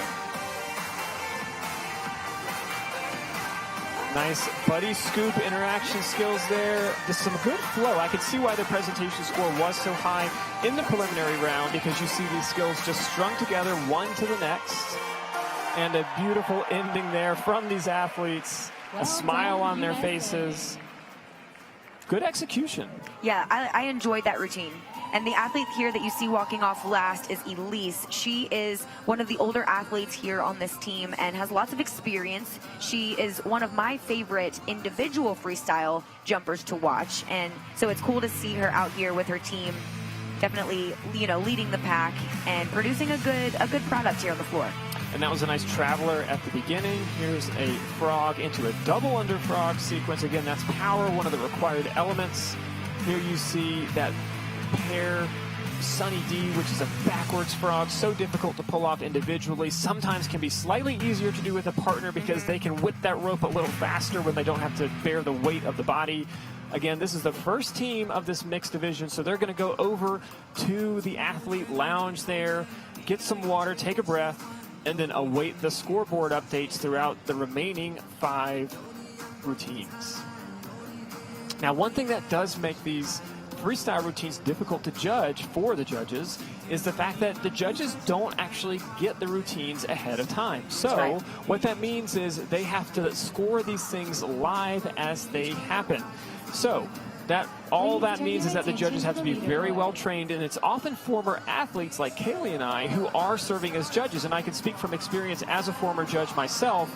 It can be very challenging to watch each individual skill, score each skill rapidly, and then obviously have it all compiled. Now, technology makes that a little bit easier today than it used to be with handwritten notes, right? Now we have digital displays where you can push buttons as you're watching the routines. But nonetheless, it makes it exciting because the athletes can actually modify routines as they choose all the way up until the time they hit the floor. Here we go. That's right. Here we have Team Korea starting out with a difficult interaction there with a frog and into a series of quadruples and triple unders performed flawlessly. That double under frog there, again, so impressive and visually pleasing. Oh, that was an interesting multiple under scoop with a rotation there. Now, Team Korea did have some accuracy deductions in the prelims, but so far they've been very clean. There's a Mick rope release into a scoop, moving straight into some hummingbird style tricks in a combination, straight into that front flip. Again, when they string together those required elements, it only enhances their difficulty score. I enjoyed the way that they did that wrap with those extra little hops that they added in there. Some of the hops weren't necessary to make the rope work, but it was kind of a stylistic choice. Good formations out of this team from Korea, spreading the floor nicely. They'll try to get back together there, and here we go with that synchronized jumping. Difficult multiple unders into a partner interaction with a double under scoop there. A nice rope release and a finish there. Korea known for some really creative openings and closings, and seeing that rope release pulled off at the end on time with the music is always a treat in these routines. That's right. And that was a fairly dense routine, which is important because remember our difficulty score is a sum. And so the fact that they packed lots of skills in there, I think will help them out in their final score. But again, it all comes down to which skills did they successfully complete, which skills did they get full credit for, and what was their presentation like for those judges, which is a little bit more subjective than our difficulty score. Look at those wraps. They're intentionally tangling themselves up, coming out of that, moving straight into other skills. Here's some of those scoops they're doing together. Yeah, sometimes when I see these wraps, and the more complex that they get, I am wondering to myself, how are you going to untangle yourself gracefully? And they always do. And we see that Korea has moved into the top spot above our first team from the U.S. And now we have our second team here from the U.S. Some extremely powerful jumpers here in this group. We have 3 sisters joined by a friend here. And I'm excited to see what they're going to bring. They're known for some high difficulty and good creativity.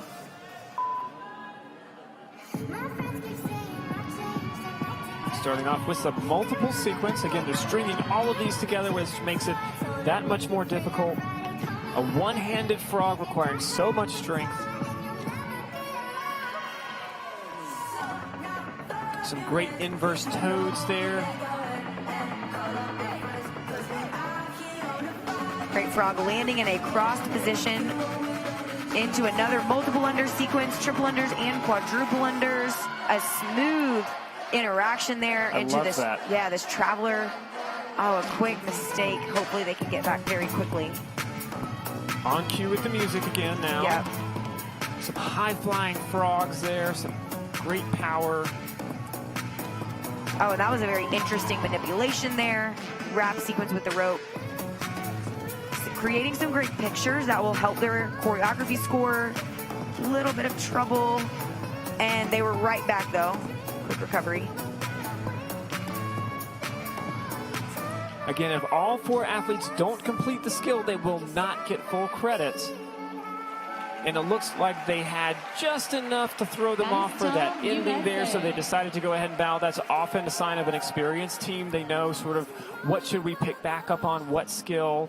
Clearly some execution errors in that routine, so we don't expect that will contend for a top spot here based on the way that the scoring system works, but they did show us some impressive skills throughout the competition. They did, and you're seeing some of them there with those quadruple unders, moving into just some dynamic rope manipulation here with wraps, with turns, under the legs. Each of these skills requires sometimes even years of practice, and so when you consider that and consider the fact that they've strung together probably 100 different difficult skills in one routine, it's pretty incredible, and it just helps us to understand that margin for error is really 0.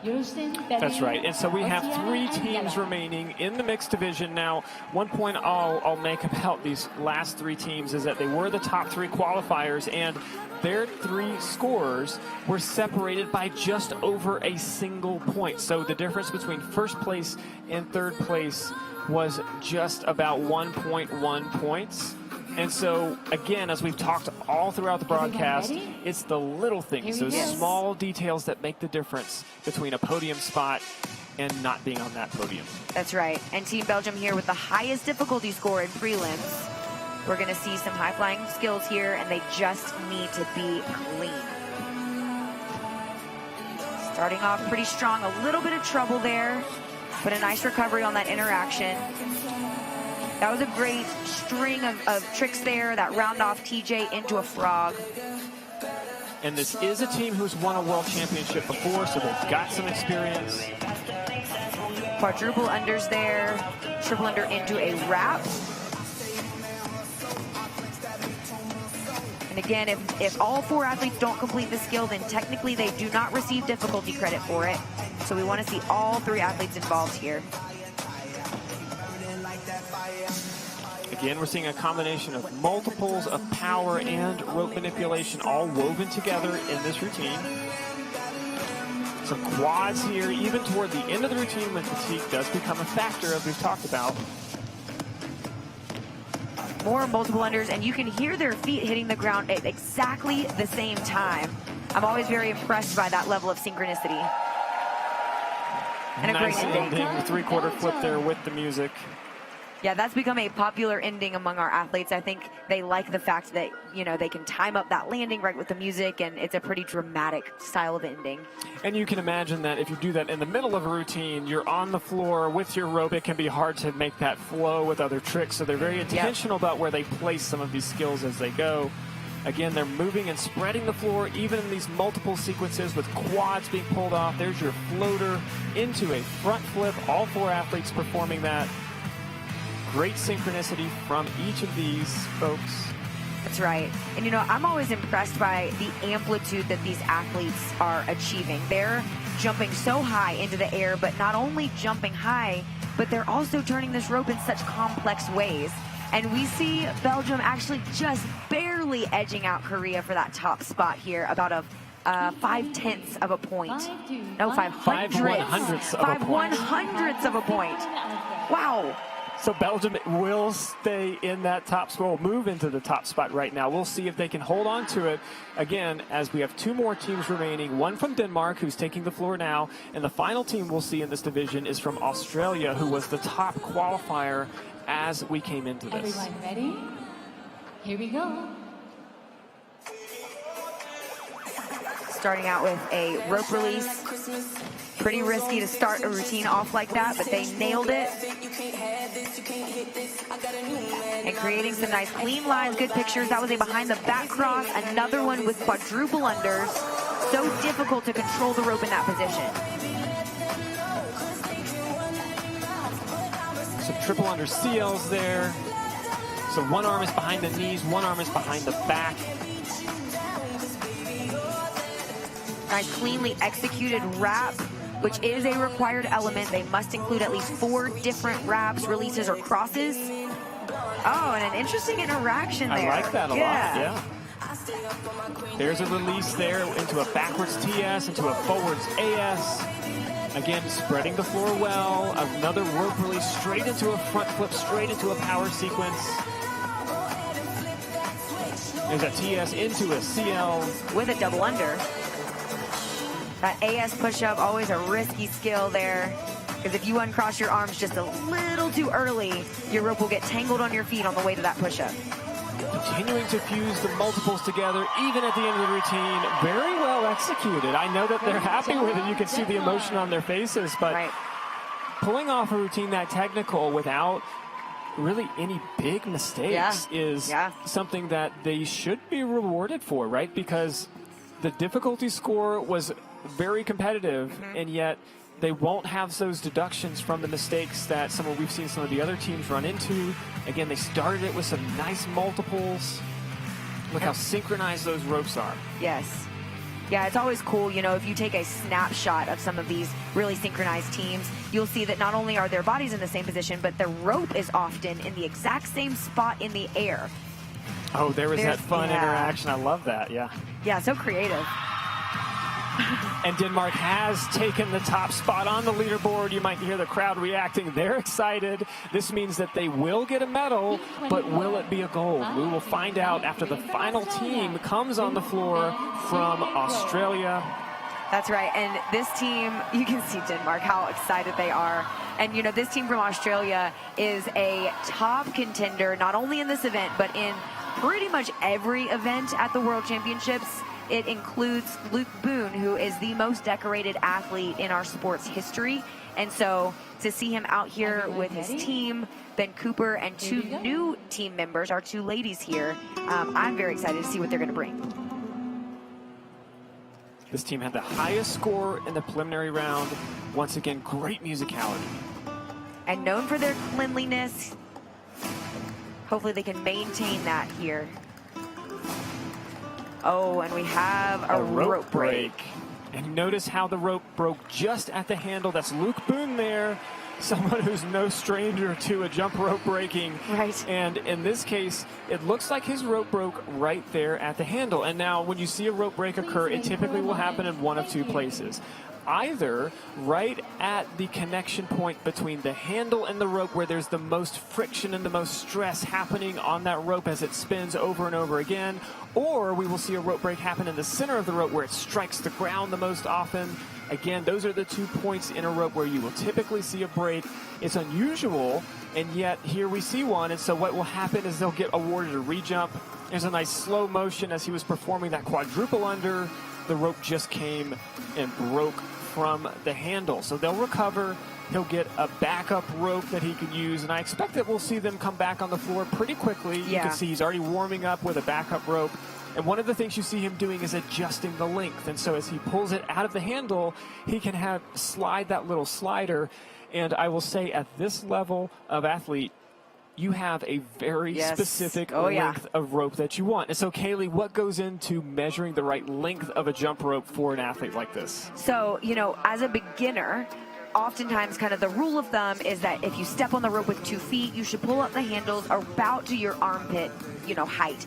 That is great for beginners, but it does not suffice for this level of athlete. A lot of times they do prefer ropes that are a tad shorter than that traditional length, and the precision kind of comes down to the centimeter. I know I can personally feel if my rope is literally a centimeter too long or too short, and it's not right until it's right. You know, it's got to be perfect. That's right. The weight of the rope, you become so accustomed to that. So if it's a little bit off, then you can tell. Now, when we saw the speed jumping earlier, those ropes tend to be a situation where if you stood on that rope and you pulled it up, that might only come up to your waist. So a very short handle or short length rope, and that's because your body is tending to be hunched over as you're performing speed.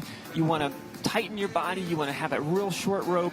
And to be honest with you, as folks who know the sport, you can tell the difference between even a few inches in your rope in terms of just how quickly you can pull it under your feet, how easily you can manipulate it. All of these things factor into some of the precision that these different folks have to think about as they put together these routines. Absolutely. And, you know, to even hit that point home further, I remember practicing one summer for Worlds in a gym that was exceptionally hot. It did not have air conditioning, and it was in the middle of Tennessee. So this gym was probably 90 degrees Fahrenheit. And I remember that my rope, it was plastic, and it would actually stretch a little bit when it got hot.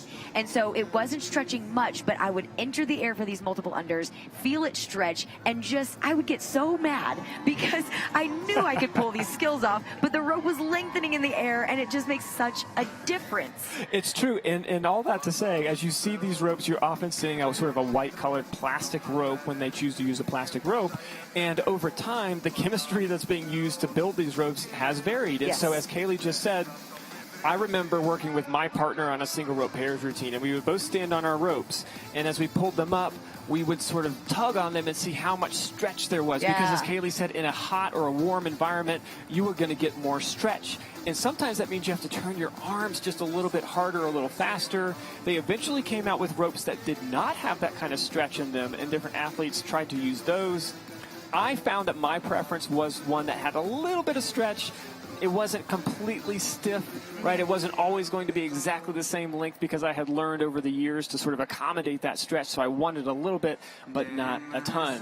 Right. Kaylee, what did you prefer? Oh, I don't want any stretch. Like I said, it makes me very upset.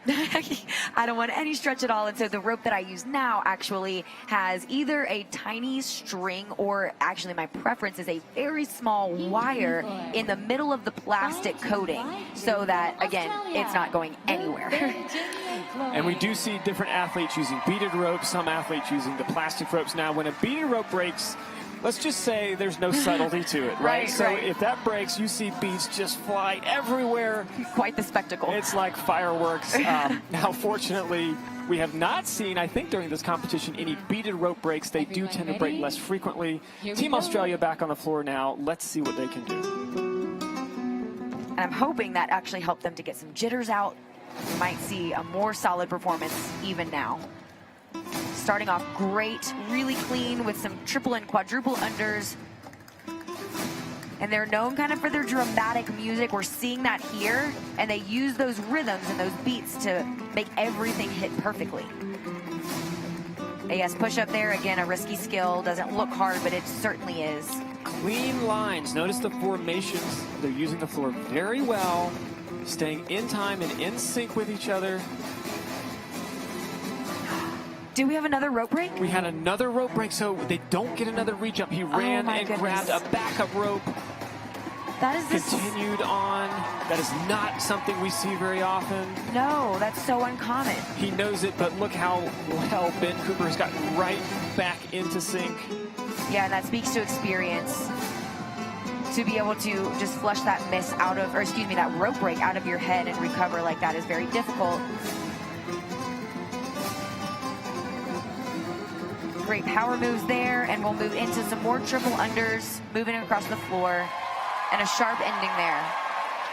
Now, they know that that is so unlikely to happen, a rope break twice on back-to-back instances. He did have to run over, grab that backup rope. Now, what's interesting is, yes, they will have a deduction for that, right? And it was a break in the routine where they wouldn't get full marks for the skills being performed by the other three while it happened. But honestly, as an athlete, there is nothing you can do about a rope break. There really isn't. It just happens. You can't necessarily predict it. You always check your equipment, but sometimes these things happen. And he demonstrated some really excellent experience by, here was the break, again, right at that handle where it often will happen. He didn't flinch a moment. He ran and grabbed the backup rope, and look how well he got right back in sync with his teammates. Yeah, again, just such experience, such grace there, because, and you can see that at the end too, he was emotional because he knows that that will cost his team. Again, no fault of his own, but to jump right back in there with no hesitation, I mean, again, just really, really difficult. Lots of grace. So good job to Ben Cooper there. But such a clean routine, right? Yeah. So they still have a shot on the podium. We are going to see the leaderboard next. And they are. They're in second place. Second place to Team Australia, excuse me, Denmark will be in first place, second place Team Australia, third place Team Belgium. Again, a very, very tight margin separating second through fourth, less than a point, in fact, less than half a point separating second through fourth. But Denmark with that clean performance, that technical performance, really a wonderful job that they did here at this final stage here at the World Championship. Absolutely. And again, we'll see them congratulating each other and moving straight into this podium ceremony. So we see Team Belgium now accepting that third place medal. So to podium at this level of competition on the world stage, again, just such an incredible feeling. It's not only just a year of hard work, which a lot of these athletes spend about a year creating these particular routines, but it's really a lifetime of work, Joe, right? Because all of these skills that are a part of these routines, we've learned at such young ages. We've refined them over the years. We've made them harder. So, you know, whereas we started out with a double under cross, then we moved to a triple under and a quadruple under cross, and then we add a leg cross in there. So all these skills from our childhood have built on each other and are culminating in this moment. It's not just picking up a rope and doing a quadruple under. Right. You build that foundation over many years, and by the time you get to the elite level, you're performing on a stage like this, and at the peak athletic ability, you are accepting a medal and walking up onto a podium like we see these individuals doing right now. And a big congratulations again to Team Australia for fighting through the adversity there, still earning a very competitive spot on that podium.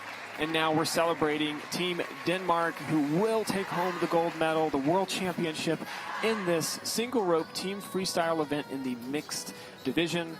As they make their way up onto the podium, you can see the smiles on their faces. Just so proud to be able to represent their country on this stage. That's right. Congratulations to all of these teams, and we will now hear Denmark's national anthem. Please stand for the national anthem of the winning team.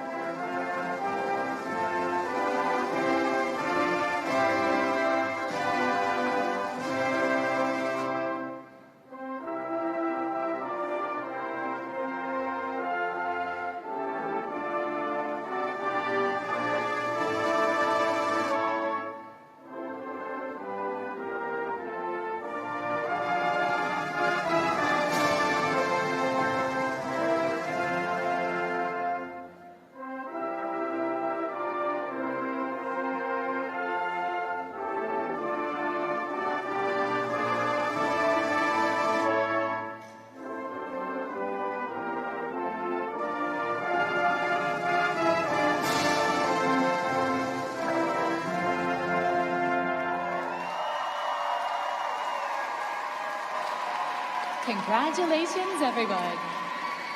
Congratulations once again to these athletes, and you see Denmark's team there in the audience. So proud of them, so excited.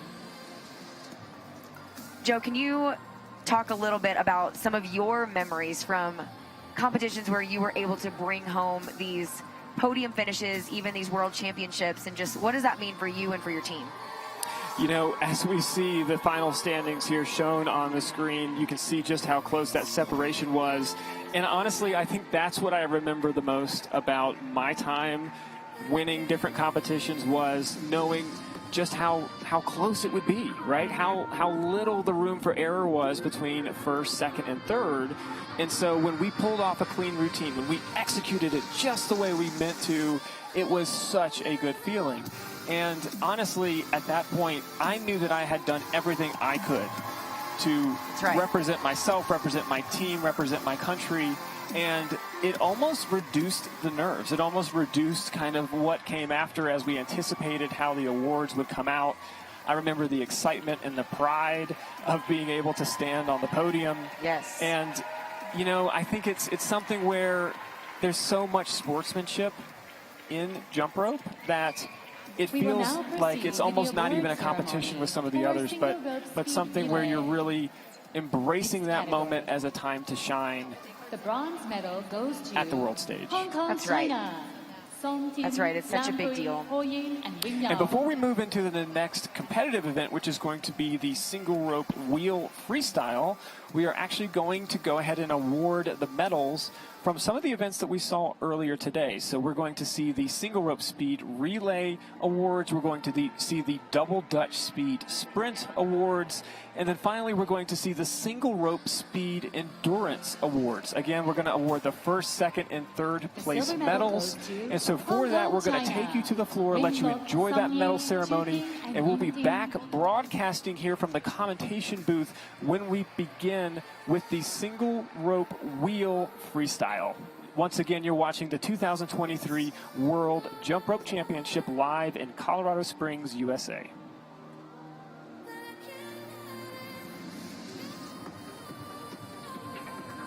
And the gold medal goes to Korea. Yoon-sung, Hae-jun, Song-hyun, and In-sung.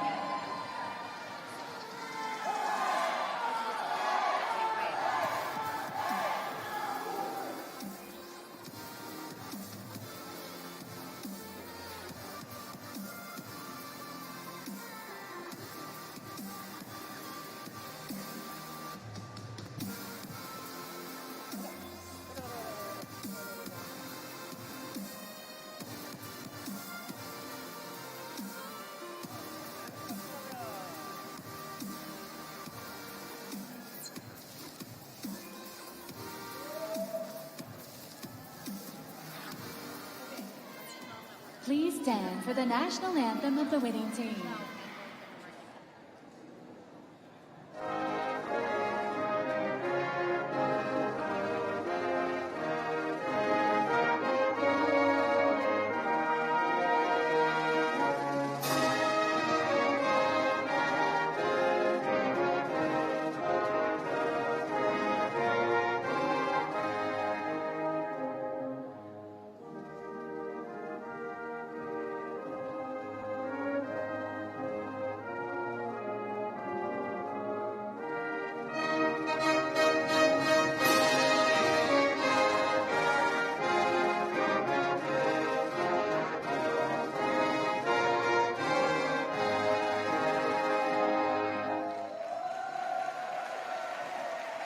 Congratulations, everyone.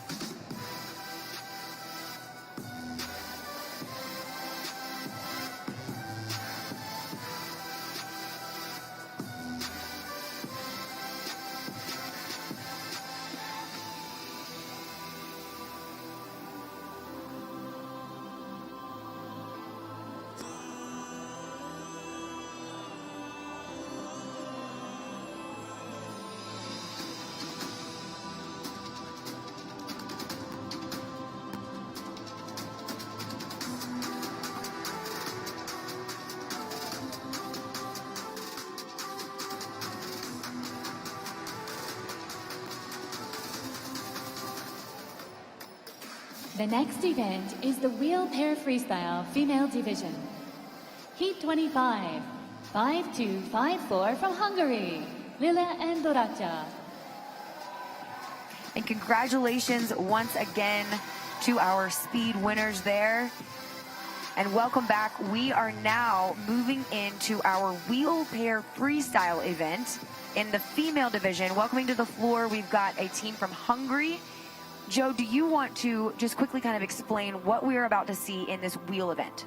So single rope wheel is actually something that started as just a presentation style event, so something that we used in performances and shows. It has made its way into competition. Now what you're going to see are two jumpers with their single ropes and handles exchanged. They're going to be jumping in an alternating fashion. So instead of a single rope pairs freestyle routine where you would see two athletes with individual ropes, these two are going to be connected throughout the entire routine, which only ups the ante on difficulty. That's right. And so you're seeing them start off with some backwards, behind the back and behind the knees crosses. Very technically difficult. And a quick little bobble there on that rope release, but a good recovery. And these athletes from Hungary have actually been jumping together since they were very small. So they should have good chemistry and really be able to react off of one another very well. An intricate wrap there, very cleanly executed. Those are double unders there, 2 times under with restricted arm position. Again, they separate the ropes a little bit to try to vary what the judges are looking at. Trying to maintain pace despite having a little bit of trouble on that transition. Again, because the ropes are interconnected, it makes mistakes so much more challenging to recover from. You saw her exchange handles on that turn right into a rope release, into a second rope release. Great execution from Team Hungary. Yeah, those were some really difficult things to pull off. Anytime that rope is flying through the air like that and controlled by another person, and you're the one, that has to catch it, it's just that much more difficult. And that was an awesome ending as well, a multiple under, landing and split. Excellent work. And Kaylee, as you talked about before, we have seen so many teams end on that split just because it is such a tricky skill to perform in the midst of a routine, and yet it's beautiful presentation when they pull it off well. So it's a nice way to purposefully end a routine. And as the Hungarian team makes their way over to the athlete lounge, they're going to take a minute, recover, get a glass of water, take a rest, and of course, if you're the first team who has to sit there, you get the anticipation of watching that leaderboard come up on the screen and then seeing how well your score holds up as the next 5 teams come in and compete in this wheel competition. Now, like the other events that we've seen that involve multiple jumpers, there's going to be an all-female, an all-male, and a mixed division. That's right, that's right. And in this female division, we actually see that 1st through 6th place, so all of our finalists were separated in prelims by less than 2 points. So really anything here is up for grabs. Podium spots could certainly shift around. And we saw a strong performance there from Team Hungary. So it's possible that we'll see them actually move up in the ranks here. And because there's such a tight margin, there's really not a favorite, right? So in some of the other events, we talked about how there's a favorite coming in if they can execute it, then they really did stand a good shot at winning. But this time, it's anyone's game. All 6 of these routines have a shot at the gold medal. Next on the floor is Team Germany. We are also going to see 3 teams from the United States and 1 more team from Germany. So you're in for a treat as this next team gets set, and notice the rope formation they've got set for the kickoff. Wow. Yes, so difficult, that floater there. Some really tricky timing here, and a great fast recovery. And if you haven't noticed, these are sisters. Great wrap there with a rotation around each other. That was an elephant. Both arms behind under the leg, then both arms behind the back. Ooh, so intricate so far. That was actually a TJ, really difficult to pull off in wheel. And they're modifying the rhythm of the rope. So sometimes they're pulling it together, sometimes they're alternating. There is that Sunny D assisted rope release into a catch. That was so cool. Helicopter is what we will call that skill. That was really cool, that whole sequence, and just really this entire routine so far. So intricate. An intentional handle drop there as they alternate. What creativity. Wow. We have not seen anything like that so far. And exchanging handles again there. Maybe there's some advantages to being sisters, right? Maybe just a few. They kind of know each other. And this has been so clean so far, too. I think one tiny mistake at the beginning. Another variation of that Sunny D. Great difficulty. Wow. I enjoyed that routine. That was a really strong performance from Team Germany. Yeah. And so, okay, what we're seeing here is that in prelims, it looks like they had quite a few mistakes. And so I'm expecting to see them actually move up in the ranks based on the cleanliness of that routine. And big smiles there. And you know, one more thing that we should keep in mind here, the overall scores for this particular event are typically numerically lower than what we see for our other freestyle events. And you saw that actually with our first score that was populated. And the reason for that is because it is more difficult to do some of these complex crossing skills, the high level multiples, when you're connected with these ropes like this. Please turn your attention to the leaderboard. That's right, and as we see them doing some switch movements here, Have a some new really leader. impressive skills. There's that backwards pull over a split. Heat Multiple 27, unders. 5-2, Here's a nice backwards 5-6 from the frog with a USA. spin Lauren happening at the same Camillo. time. A beautiful ending, and as expected, they have moved into the top spot on the leaderboard by a wide margin, quite frankly. Once again, that clean execution really helped them. And as the United States comes on the floor, this is the team that had the highest difficulty score in the preliminary round. And so we will see if, once again, Everyone they ready? can pull off some clean Here we go. execution because they also had a number of mistakes in the prelims. Yes. If they can be clean, they're going to be so hard to beat. You can see intricate wraps and crosses here, performed forwards and backwards, a little tangle. But we'll see if they can put that behind them and finish cleanly. A slightly faster pace, and interestingly, this is another pair of sisters who are performing. That's right, 2 sisters in a row. And this long tangle there, it will hurt them just because of the time restriction here. Oh, some difficult handle switches. An intentional release there to her partner. Ooh, and really fast wraps with intricate movement around each other. That faster pace does make it more difficult. It absolutely does. That was a 360 with a multiple under. And you know, something else that's so difficult on these events, and that was a great front flip, by the way, as well. But if these athletes get just a little too far apart or a little bit too close together, the length of the rope changes enough that that can even cause a miss. They're going to go ahead and conclude their routine there. Nice job, USA.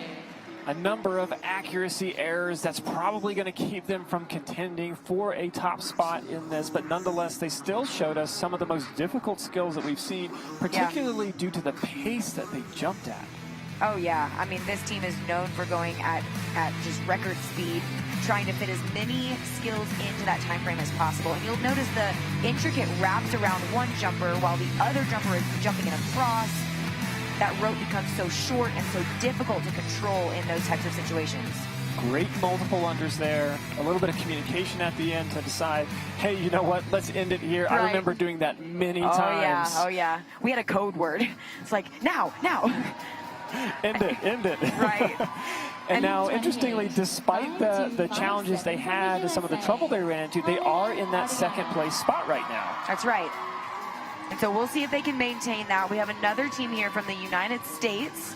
This team known for their cleanliness, and their difficulty score was not one of the highest in preliminary rounds, but their presentation and their cleanliness really did help them out.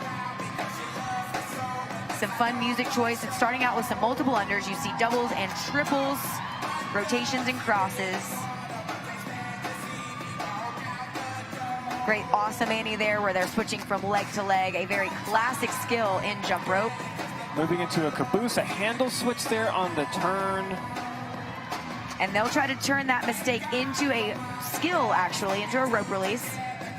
Likely an unintentional unintentional skill which they recovered from well. There was a nice double under assisted frog. Oh, and a great separation of those ropes there. It could have been a miss. Nice buddy bounce. We always love to see that. And a great catch. There's a leapfrog. Again, they're varying the types of skills they're doing, showing some great creativity in this, smiling throughout the performance. Direction change of the rope there while it was wrapped around the leg.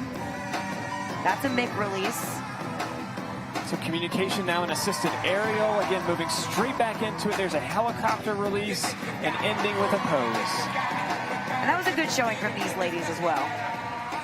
That's right. They had some great communication throughout that routine to move through some of those perhaps unintentional breaks in the action, and I think they did a really nice job recovering, and that's the sign of an experienced competitor, when you're able to make it look fluid and really almost try to make sure that the judges don't detect any unintentional stops, because if they can do that, they will not get a deduction.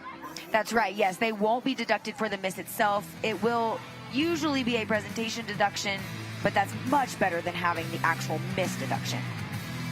Some great behind the knees crosses there. And again, everything that you're seeing is that much more difficult than usual because of the interconnected ropes. And we're seeing Germany here maintain their top spot. The team from the US that we just saw will take second place. And then the other team from the US, the Ellis sisters, will take third. So as they maintain their positions over there in the athlete lounge, they have 2 more routines left to watch. Next up is Team Germany. Oh, and that was an attempt at an extremely difficult skill that I've actually never seen in wheel, where the rope is whipped under the feet in a front handspring. Oh, and a great power sequence there. Very difficult movements here from these ladies. They were turning backwards. They did a floater rope release and then started turning forwards. Great creativity. And so these ladies are actually twins. So we've seen, is this the third set of sisters? Third set of sisters. There's something about wheel that just invites sisters. Well, after all, you are connected with both ropes, so maybe it lends itself to that. Some nice backwards split tricks here. Oh, double under awesome A's, both together. So not only is one person restricted, but the other one is too, making it that much more difficult. A TJ there, quadruple under. Oh, and that was known as a go-go, where an arm crosses under a leg, and then that same arm crosses in a different direction around the leg. And then another Sunny D right into a turn. Very technical routine here out of Team Germany, ending with a beautiful pose, crossed ropes. Great job, Germany. And that was an excellent routine. The difficulty in that routine actually has really impressed me. Some of those power movements that they did, double under push-ups, backwards frogs, backwards splits. I mean, that was pretty impressive. That was tough. And, you know, they were the second highest difficulty score in the preliminary round. They did pull off some of their most difficult skills here, so they will get awarded for that from the judges. Here's some of those crossing movements, moving around each other, unwrapping the rope from her partner. That double under Awesome Annie, again, just so difficult because both partners are completely restricted. Another attempt at that difficult front handspring. And it does look, well, did they move into the top spot? Team Germany maintains the top spot. We've had multiple teams from Germany. Again, that one of the early routine we saw from Team Germany will maintain the top spot. Next up, the final team from Team USA. Now, this pair was the highest score in the preliminary round, and they hit it perfectly. No mistakes in the prelims. Let's see what they can do in the final.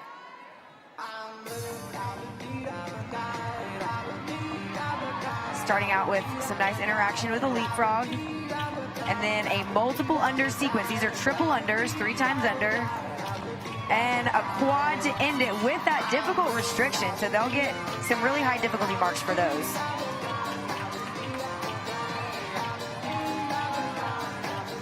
So far, very clean. A nice double frog there, staying in sync with each other. That was known as a caboose. Does that between the legs cross and into a behind the back TS cross. Some great technical skills. You saw that double loop around her leg. Great catch. She doesn't quite have the handle, but she's recovered and moved it right into her hands seamlessly. Great experience on display here. Yeah, that was so tough. Another great catch. Doesn't have the handle, but built into the routine, kind of a fix. Wow. Well that was good. Very was clean. Good. Very clean. We're going to see how that holds up, but I have a pretty good feeling for these girls. Yeah, they're proud. You know, there's nothing they could have done better, right? They even despite the fact that they missed the handle being right in the jumper's hand, catching sometimes. Yeah. She showed such a great display of just coordination to be able to slide it up into her hand in the right position. While I jumping. love seeing that. While jumping, and she was doing difficult skills when she did that. That was an extremely impressive routine. So well executed. You can tell they had experience. They had practiced that routine until they almost just could not miss. Big kudos to Sophia Berry there, Yeah. the one who caught it. And so they will move into our second place spot behind our team from Germany. Again, that German routine that we saw early on in the competition, that difficulty that they infused in it really seems to be the separator here in the final score. They're congratulating each other, showing great sportsmanship as they celebrate the accomplishment that's happened here. With the award ceremony for wheel pair freestyle. And we're going to move female right division. into the award ceremony for the bronze single medal rope goes to wheel the freestyle USA, event in the all-female Holly division. Once again, Team Germany will take the gold medal, followed by second place out of the USA and third place out of the USA as well. Some excellent showings from all of these athletes. Impressed by the creativity that we saw in this event, the difficulty that we saw in this event, and also just that ability to recover from mistakes, to remain connected, The silver medal stay in goes to communication, USA. show such poise under pressure. It was so impressive. And Bring me my jacket. And I really do just love seeing the experience and the ability to adapt to unforeseen circumstances. We've seen from so many athletes already. We saw it from Team Australia earlier. We've seen it from Team USA here in this last event, just being able to recover from those slightly off-handle catches. Big congratulations and kudos gold to this medal team. goes to Absolutely. Germany, Annika And we'll Svenja. welcome our top team here from Germany. We've got Annika and Svenja. Sisters, and they really showed us an impressive routine. They did. It's the difficulty they infused in it. You know, in the preliminary round, they did have a number of mistakes, but here they pulled it off with such a clean execution, and that really seems to be what has separated them to take that top spot on the podium. We're going to go down to the floor in just a minute so we can hear their national anthem played and Please stand for the celebrate the national gold anthem of the medal winning earned team. by Team Germany.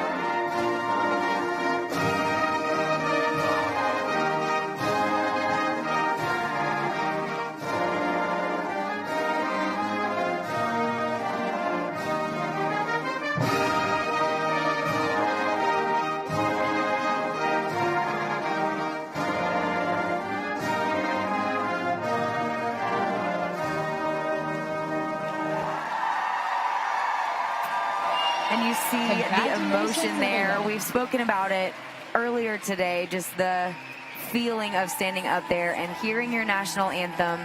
It's a goosebumps moment. It's just such a prideful but also a very humbling moment as well, because you know that it wasn't just you that put in the effort and the training necessary to make this moment happen. You have an entire team behind you, right? None of this is accomplished alone. And so, like I said, yes, feeling proud of what just happened, but so humbling to know everyone and everything that has gone into that moment to make it possible. All the teammates, all the coaches, the long hours, the early practices, the late practices, Right. the family members who are supporting you along the way. So many of these athletes are students, right? So balancing their studies with the athletic training, it does take a commitment. And Kaylee and I both know a bit about that as we competed this sport for so long ourselves. And I really think that when you see someone get involved in the sport of jump rope and stick with it all the way through, eventually earning a spot on the world stage, it really does mean something special, particularly for jump rope that a lot of folks still don't have a good concept of as a world-class sport like we're seeing on display here at the 2023 World Champion. That's right. And we are still in our wheel pair freestyle event. And as a reminder, this is our final round. These athletes have been competing all week, and you are seeing our top 6 from the preliminary rounds. This is Rowan and Owen. Nice rhyme there from Canada. They've been jumping together for quite some time and already showing their experience with a great back tuck. Remember, those ropes are interconnected. They are connected to each other during that flip. 7 years together, these two young men have been competing. Oh, a great TJ there, a quadruple under. Again, difficult to pull that off in wheel. Oh, and another very difficult quadruple under with a 360 known as an EK. Setting up for another gymnastic skill, a nice front flip again. As Kaylee said before, the ropes are interconnected, so everything has to be timed just right. Ooh, difficult power. Alternating one-handed frogs here. Some rope wraps integrated into crossing maneuvers. You can see them communicating. Alternating pace in the wheel event is a hallmark of this. Now some power on the floor. Alternating one-handed push-ups, then back together in a front kick to come up. Oh yeah, they know that they nailed that. I saw one tiny mistake, but other than that, so clean. And they deserve to be so excited about that routine. And, you know, that was a much better showing than they had in prelims. It looks like they had 6 mistakes, actually, in prelims. 5 mistakes in prelims based on their score. And so their score should increase by quite a big margin here. And we could see them, I don't want to speak too soon. I don't want to say podium yet, but we could see them at least increasing their rankings from the prelims. I was impressed. I thought that me was too. a nice routine. They really showed us some good gymnastic maneuvers. Here they are moving across the floor. There's a rope release. Great handle catch. Yeah. Right into this back handspring, into a back tuck. There's that EK quadruple under with a 360. Again, all done while connected to each other. A strong score. And we'll have to see how that holds up as we continue with the male division here. And up next, we've got Team Germany here, Simon and Felix. We've seen some impressive things out of these boys so far. Felix has been in this sport for quite some time, has actually served as a coach, and is now jumping with some of his younger athletes, and has said that it's been a lot of fun to kind of step into that role of coach and teammate. Great triple under there to start it out, quadruple. Some nice intricate crossing moves here. Great rope manipulation. Very complex and very dense. There's no open jumps that we've seen them take. Everything has some kind of restriction involved, and they're pulling it off so well here. There's a Nick rope release, great handle recovery. Switch up. Great front flip, 3/4 front flip there into a kip. And they've mixed their music up a little bit so they can adapt to the style. Some teams prefer more of a dramatic music style. Some teams prefer more of an upbeat. All of them trying to connect with the audience and with the judges as they do it. A little bit of trouble here on this exchange, but they're getting right back in pace. That's right, and wheel misses are so difficult to recover from because sometimes those ropes will get switched in the wrong position, and it can take a while, honestly, and a lot of experience to recover, but they're doing a great job. Good rhythm changes there into another difficult quadruple under with a restriction. Nice visual there, moving across the floor. And so I think that overall, I was impressed with the difficulty level and the density of that routine. Every turn of the rope had a purpose. They were taking full advantage of the time. Yes, they had some difficulty with mistakes, and so I think that will hurt them, but I'm not quite sure how much it'll hurt them just based, again, on that difficulty. One of the pieces I loved about this routine was the beginning, that first sequence that was so intricate with all those manipulations. It was so packed, so fast-paced. We never saw an open jump until maybe 20 seconds into the routine, and all of that means that the judges, as they're scoring it, are counting every single skill that they're packing into it. All of that can help their score along the way. That's right. And you know, you speak of this packed routine, no open jumps. Please Mentally, as a refer to jumper, leaderboard. that is extremely difficult. There's no time to breathe, and we do see Germany barely moving into that top spot. I'm not surprised by that. But it's so difficult as an athlete to be able to remember what comes next. You know, where does my right hand go? Where does my left hand go? Do I need to turn around here? Like, don't let me run into you. It's so difficult mentally to remember these routines and to learn them. And so that just adds to the physical difficulty as well. Particularly when these athletes are performing upwards of 8 or 10 different events, different routines. Everyone They have ready? to have them all Here we go. cataloged in their minds and be ready to perform. Next on the floor, another team from Germany. Oh, a great backwards kamikaze there to start out the event. And now we'll see them move into the traditional wheel formation. They actually did that push-up. They wanted to show us. And I think that was on cue with the music, which I love, the creativity, the presentation. The judges will smile at that one. Oh, and see, that caught on his hair. I have experienced that before, and it is an excruciatingly painful miss. Caught on his man bun. Right. As someone who's wielding a man bun myself, I can appreciate that being a catch for the rope. Few difficulties here with mistakes. They had a few mistakes in prelims, not a whole bunch. So we'll see if they can pull it together here. Now we're seeing a slightly slower pace. Again, each team has a preference. Some great multiples there. Another floater. Here's that Mick rope release on an assist. And doesn't have the handle fully, and he'll hopefully adjust. Yep, it looks like he adjusted that. Intentional wraps here. A little bit off on the timing and rhythm, but let's see if they can get back on sync. That was a kamikaze, a push-up, pulling the rope around and landing back in that push-up position. Lots of strength required. And they'll end it right there after that nice interaction. So, Joe, how much do you think that those mistakes are going to hurt them? You know, I think they had a few skills they weren't able to perform because of the unintentional rope stop. So that will impact some of their difficulty score, right? They won't be able to kind of stack up those difficulty points.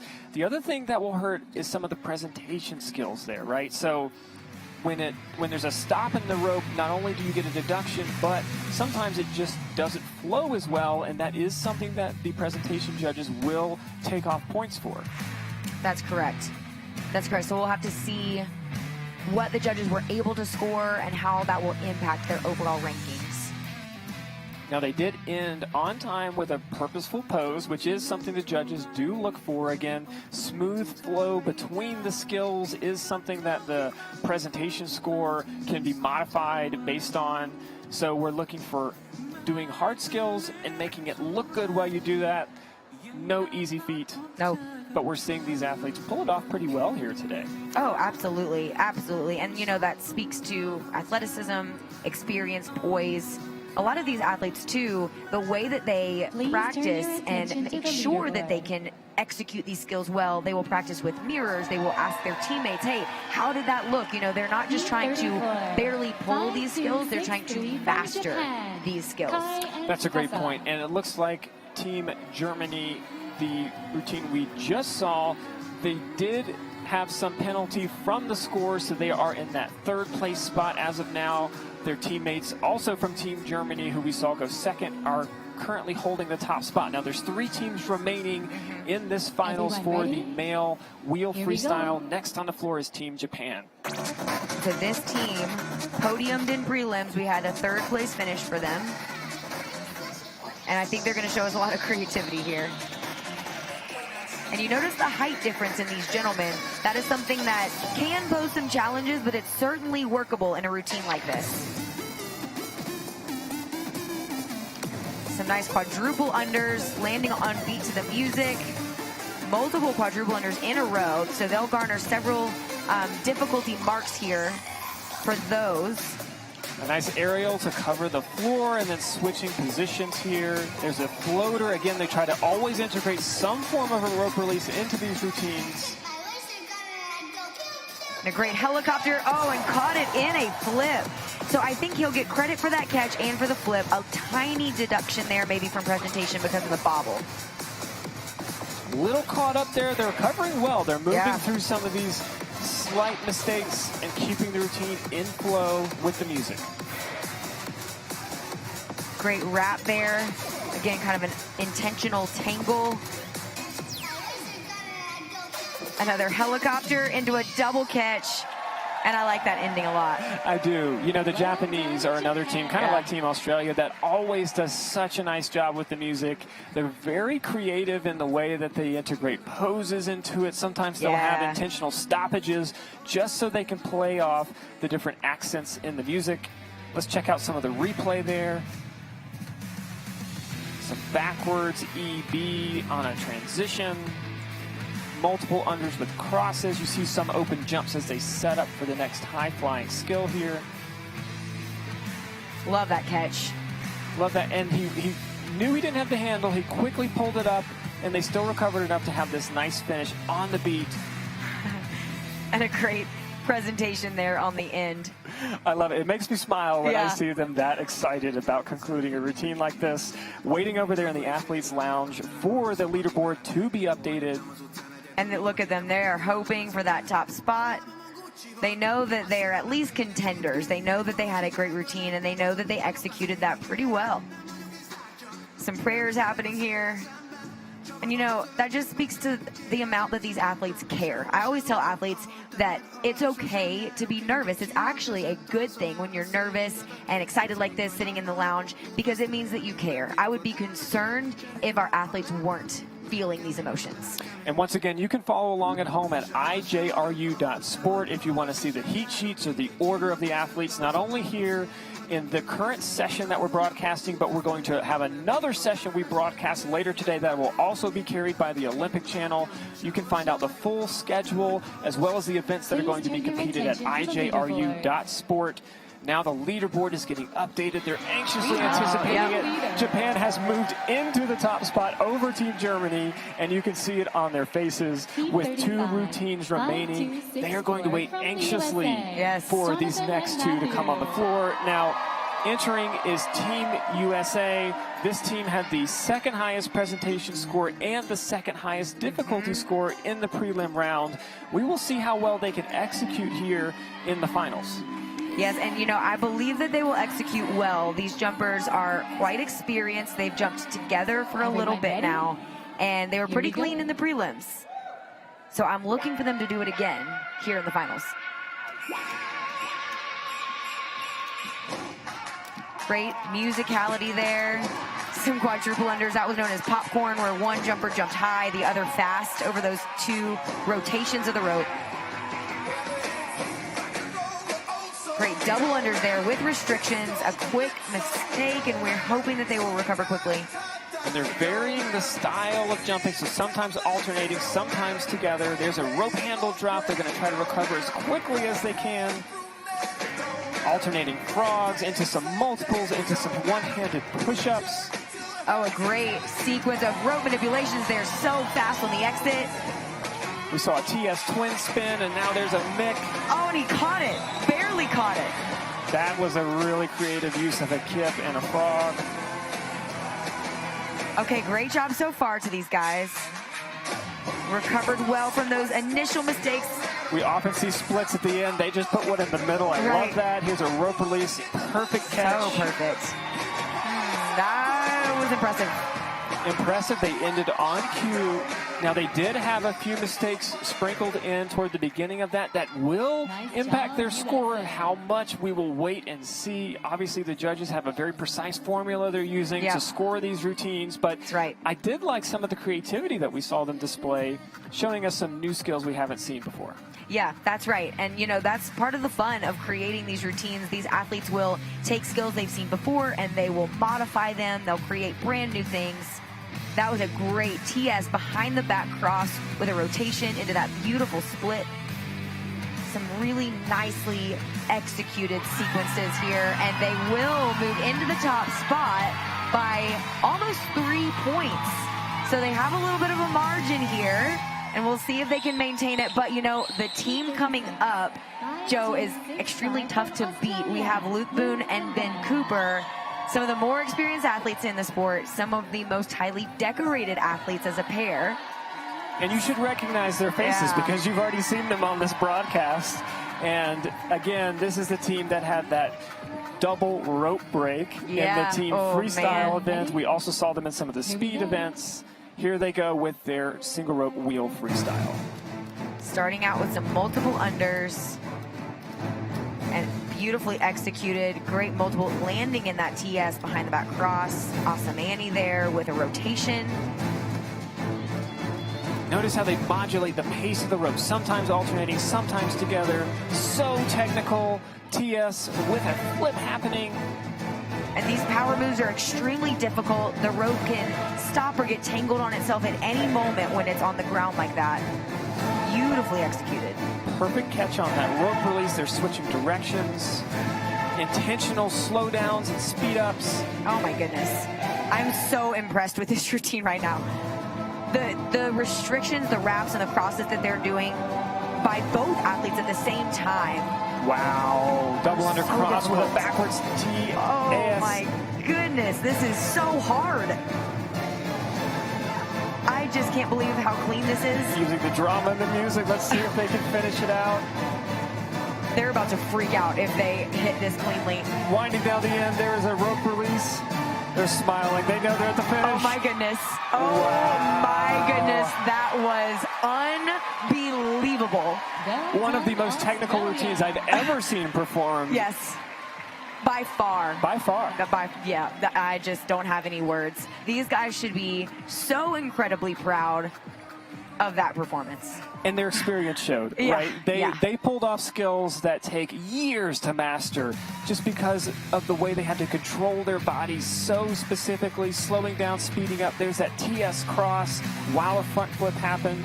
One-handed frog with Ben on the ground rolling over. Here's that backwards AS. And remember, these skills are all performed in like the restrictions that they're doing. They're all performed with the ropes being interconnected. So if Luke is restricting his right arm and Ben is restricting his right arm at the same time, those ropes become so short, so hard to jump. That was just incredible. It is. And you know what's funny is they did the same thing in prelim. They pulled it Yeah. off with no mistakes in True. prelims, and now they pulled it off with no mistakes in the finals here. They're waiting anxiously for that leaderboard to get updated. We're waiting alongside them. So much pride, so much excitement. They So left much it all on the floor. Yeah, so much anticipation. Please turn your And attention yeah, to and they the took the top spot. I'm really glad they did because if they wouldn't have, I don't know how I would have reacted to that. I think you're right. They really showed us what a world-class two-wheel routine looks like.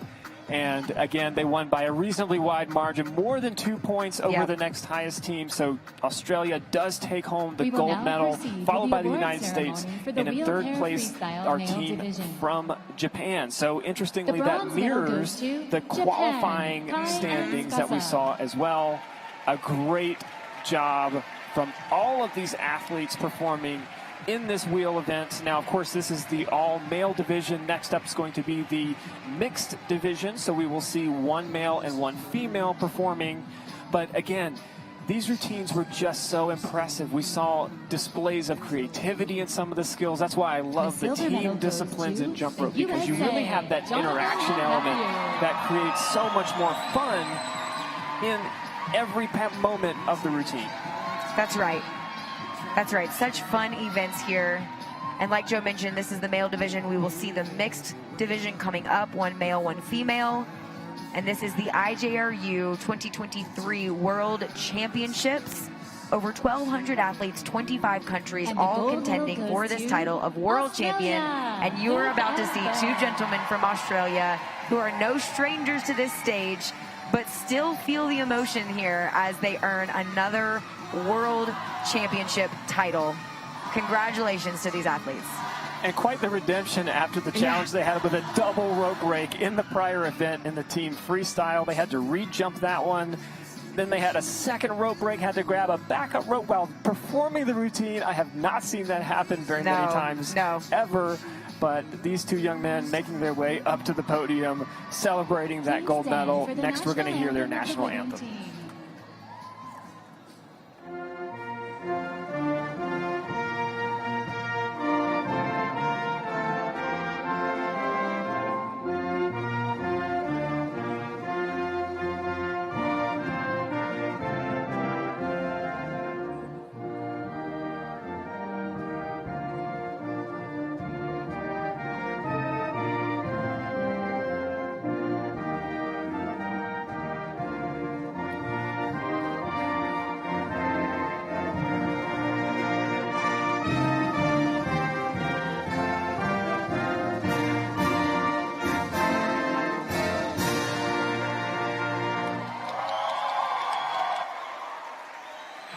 Congratulations, everyone. Congratulations again to these athletes. Just well-deserved wins here. I totally agree with the judges' decisions on those routines.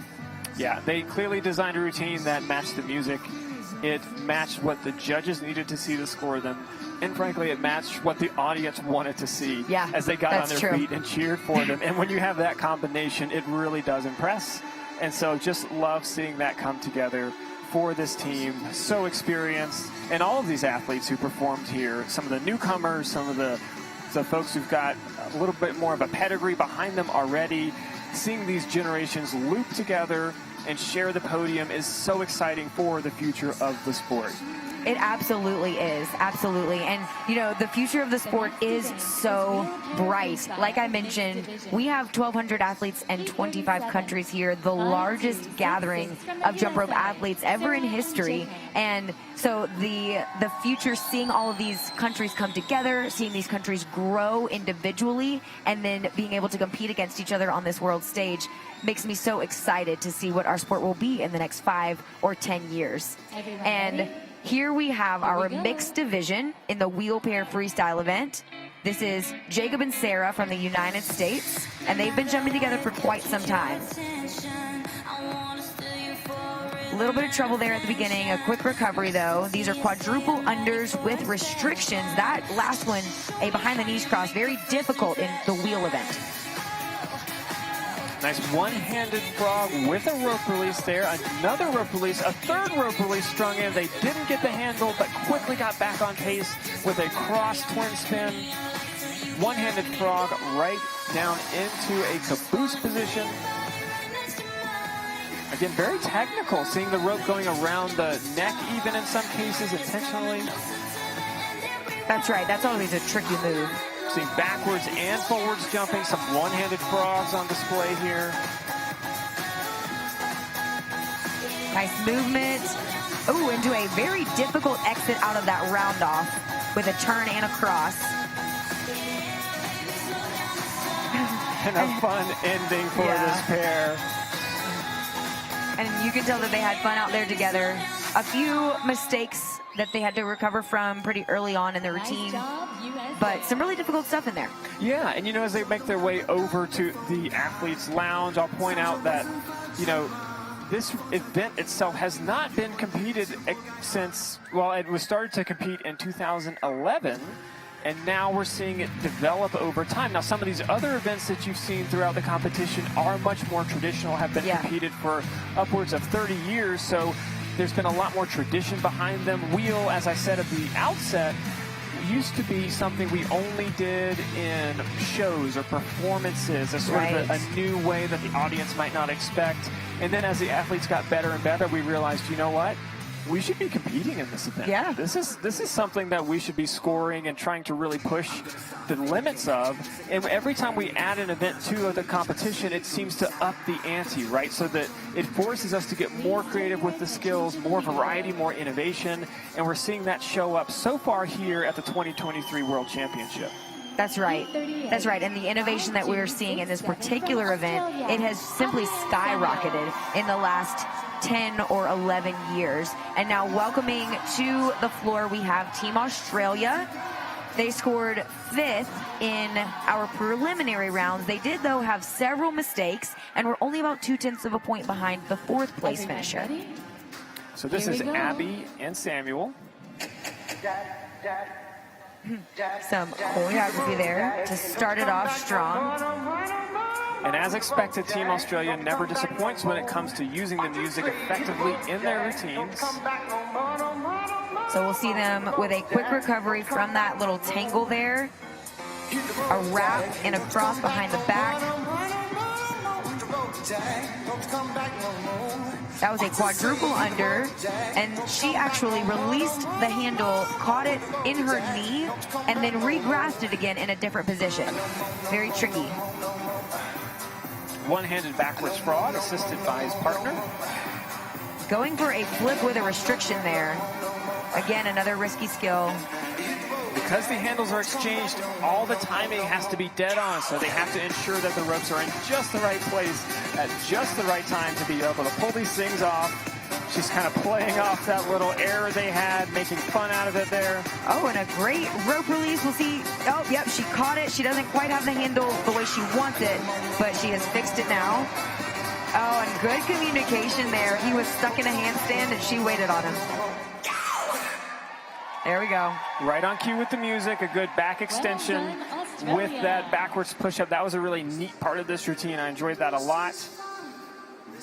They'll make their way over to the athlete lounge. Give each other some words of encouragement. Now, we do tend to see beaded ropes used in this discipline, so it's very unusual to see any kind of plastic rope. Again, you want that weight to help smoothness, especially when your arms are interchanged and the rope handles are interchanged. Such an important piece of the precision element in a wheel routine. Absolutely. And, you know, another thing that we see is slightly longer ropes with this event, and because you want more space just in case, you know, both athletes need to jump the same rope in a certain skill, etc. You do want that extra little leeway with the length of the rope. And we see on our leaderboard, Australia moving into that second place slot. The U.S. will maintain their first place spot on the podium here, and we will welcome another team from the United States, Benton and Kennedy. Dealing with some of those nerves as you walk onto the floor, I can definitely empathize with that feeling. Take that deep breath, close your eyes for a minute. You've worked so hard for this moment, and you want to maximize it while you've got time on the floor. Some variety in the style of beads in the ropes. Again, all of that's allowed. They can infuse as much creativity as they want into those ropes. Oh, a slam dunk release. One of my favorites. I love that skill. Yes. Underutilized. Oh, I've never seen that particular, cool. Yeah. particular thing done before. So he picked her up, and then they pulled the rope under her feet very quickly before she landed. That was a nice triple under. So difficult, and such a risk too, because that rope that was moving could have hit the rope on the ground and just knocked it out of place so easily. And round off straight into multiple sequence. Some good difficulty so far out of this team out of the United States. A very quick recovery on that mistake. Looks like he was going for a floater. Didn't quite get the handle. Some nice multiples there. Strength moves. So that was a double under push-up. The rope clearing them on the way down into the push-up. Oh, and a great release and re-grasp on the knee there by Kennedy. Behind the back crosses, going backwards with double unders. Really complex sequence to end it. And that was a really strong showing. It was. You know, they did have a few missteps early on in the routine, but the technical parts they seemed to nail pretty well. Yeah, they did. And it was smooth. It was well executed. I don't know. I have a good feeling about that one. I don't know if it will earn a top spot here, but I think it'll be a decent score for sure. Again, there was that rope slam at the beginning, a really creative use of a rope release we don't see very much of anymore. That's right. We should bring it back. Slam dunks are pretty fun. Very nice. Again, that power sequence. Double under, push up. Can be hard on the joints, but these athletes do train for that, and they're happy with that ending. You can tell that they are proud. Nice job as they wait over there in the athlete lounge, and that will move them into the top spot. By quite a margin. Good margin separating them from second place. So United States currently sitting in first and second with 3 teams yet to go. Now, we already talked about how the length of the ropes can vary for the speed events and for the single rope freestyle events. Kaylee mentioned that oftentimes these ropes are longer, and that's true because they're exchanged with the other person. So while I stand on my rope and pull it up to my armpits, perhaps, for my single rope individual freestyle, the ropes they're using for the wheel, if I pulled it up, it might come up to my shoulders. That's right. Just a little more length, and interestingly, they're starting with the ropes separated. Let's see how they join them. Yep.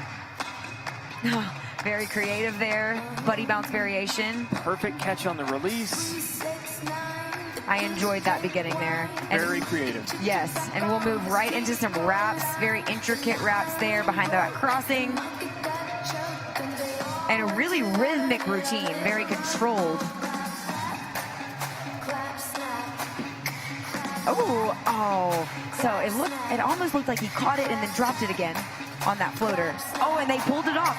So we had teams earlier try that skill, the front handspring with the whip under the feet, and they just pulled it off beautifully. Again, now they're using the ropes moving at the same time. Now they're going to alternate them. Again, they have to be in perfect rhythm to be able to switch the modulation like that. Oh, another great tiny little rope release there. Very subtle. Wow. Oh, so difficult. Great. Backwards AS, backwards CL, TS on the turns. They are nailing this. So she's got the rope in her knee, still spinning it around, and caught it again. Oh, yeah. Oh, yeah. Very clean. I loved that. That was beautiful. That was awesome. It looks like a little bit of pain there, which, of course, if you're landing in a split from a huge jump like that, there is... Oh, no. So there's always a risk there when you're landing in such a stretched position with so much height and power. Certainly an opportunity there for injury, and we hope that she's all right. Again, this beginning I loved with the nice rope release there, the handle exchange, some unexpected twists. Again, because the judges don't get to know what the routines are going to include, you can integrate that element of surprise into it, which is such a big factor on presentation. There's that behind the knees cross, and you can see it almost caught on his back, but she pulled it out. She pulled it around. Great turning, and there's that final split that looks like it wasn't very comfortable. No, but, and you know, she maintained that smile. I didn't see it on her face at all until several seconds afterwards, so great job maintaining that smile for your pose. A tough athlete, and she's being attended to by a trainer who's going to help make sure that she's going to be in good shape here. Yeah. Over there in the athletes lounge, getting some water, getting some rest. That's right. And, you know, there's a good chance that she does have more events to compete today. And so it is important that we make sure that she's okay, that we make sure she's in good shape to be able to jump or make that decision if she needs to maybe scratch an event. And that performance will take them into first place. There's a smile on her face. She's happy about that. They have surpassed the United States. So right now they are in the top spot on the leaderboard with two teams from the United States coming in second and third at the moment. Now there's two teams still yet to go. One from the United States taking the floor now. This is Ella and Seth. And then the final team that we're going to see in this event is from Korea. Now, the United States team here did have the highest difficulty score in the preliminary round, so we do expect to see some high-flying skills out of this pair. That's right. A couple of mistakes in prelims, so we're hoping they can hit it clean here in finals. Some great double unders to start it out, along with some restrictions and wraps, with a great multiple exit out of that sequence. Very creative. Triple unders there. I love this, and a great catch. Getting that handle back into its correct place on the jumps. Again, very difficult to do. Intentional rope wraps here. So yes, the rope stops, but they did it intentionally. Really smooth gymnastics included here. Another floater, smooth catch. A nice back roll over there. Again, with the rope handles exchanged, it can be so difficult to pull that off. Front handspring here. Very rhythmic, right on with the music. There's a nice kip. Moving into a round off back tuck. With a double under there. Great choreography. But quick enough, right, so they're not wasting any time on it. So that was a smart decision. Some push-ups into crab. I love seeing that. Here's the alternating pace, that popcorn into a triple under. Yes, and they nailed it. Nailed it. Wow. Now, again, they had the highest difficulty score in the prelim because they pulled it off here with such clean execution. They will absolutely be contenders for a top medal. We'll see how it gets scored, but they've got to be proud of that performance. Oh, absolutely. Absolutely. And again, just the amount of time and effort that goes into a routine that is this complex is incredible. And then to pull it off that cleanly with pressure on the world stage, I'm so impressed. There's this release that we love so much, and you'll see he doesn't have the handle perfectly, but he's sliding it back as he's doing other skills. We've seen so many athletes do that. You might hear the crowd reacting as we watch the replay. That's because Team USA has moved into the top spot by a wide margin. That's right. And they've kind of knocked out their fellow Team USA team members from a podium spot there, but hugs all around. Great sportsmanship here. And a well-deserved first place for now. First place for now, because on the floor is Team Korea. Now, this team from Korea had the highest presentation score by a wide margin in the preliminary round. And in the preliminary round, they did have a mistake. So if they can pull off a clean routine, it's going to be a close battle for that top spot.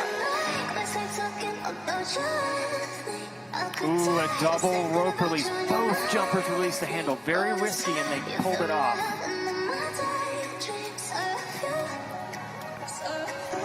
Great behind the, oh, that was a very intricate release there. I like that. Yeah. Another one that I've never seen. Slight mistake here. Great TS moving around each other. Oh, another intricate rope handle release and regrasp. Big risks in this routine. So far, they're pulling them off well. Another handle exchange. Wow.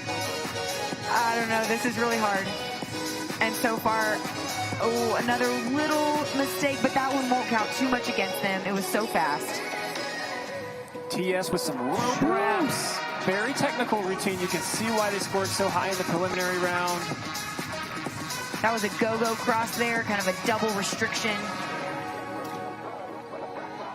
And a nice ending from Team Korea. So, okay, Joe, let's talk about this because that was difficult. Lots of handle releases, exchanges. However, they had more mistakes than our current first place Team USA. What's going to happen? You know, it's funny because I think some of the truly technical turning skills, like that rope release we just saw where they both released it, they're going to get very high difficulty and presentation marks for that. So that's going to bump their score up pretty high. Now, as you already mentioned, there were a couple of errors in this, and that will cause a deduction. So I do think we're going to see a close score. I doubt we're going to see a landslide here, but I absolutely think it's between this team from Korea and the United States who performed before them. Both were beautiful routines. I always appreciate a clean routine. So if I were guessing, I would say the Team USA probably will pull out the gold. But as they wait for the leaderboard, we're about to see the results. And you were right. Sure enough, the United States will take home the gold medal with Korea in second place, followed by their teammates from the United States as well. That's right. And it actually looks like the team that we just saw from Korea in fourth place. The team we saw earlier, though, from Korea, Yuseo and Jongmin in second. Okay, and we've had so many beautiful routines that were on display here. And frankly, we had a lot of mistakes in the prelims, and we didn't see a lot of mistakes in the finals. That's true. That's exciting because it means that even as the pressure builds on these athletes, they know how to handle it, they know how to work through it, and ultimately they're able to perform on the final stage in a way that has really showed up well here at the World Championship. That's right. And we see Kennedy and Benton there receiving that well-deserved bronze medal. Congratulations to these young athletes. And now Team Korea. And it is good to see our athlete here walking, although with a limp. She is weight-bearing. She had that trouble on that ending landing in that split. This is Jongmin and Yoonseo, and they're accepting their silver medal here as they make their way up onto the podium. Tremendous amount of pride in accomplishing this on the world stage. Yes. And then, of course, next up are gold medal winners from the United States. I think a well-deserved gold. They really had a clean routine. It was perfectly clean. Perfectly clean, and again, they had that magic combination of difficult skills, great execution, beautiful presentation, and just that it factor. I mean, the arena was on their feet when they were performing because they were just wowing us at every turn. Here again, I think the judges got it right. Yep, I would agree with that. I would agree with that. This was my top pick. And you said it. They had that it factor. It kind of gave you the chill bumps, you know, as you were watching it. And that's what you want to see from your world champions. So next we're going to have the national anthem of the United States.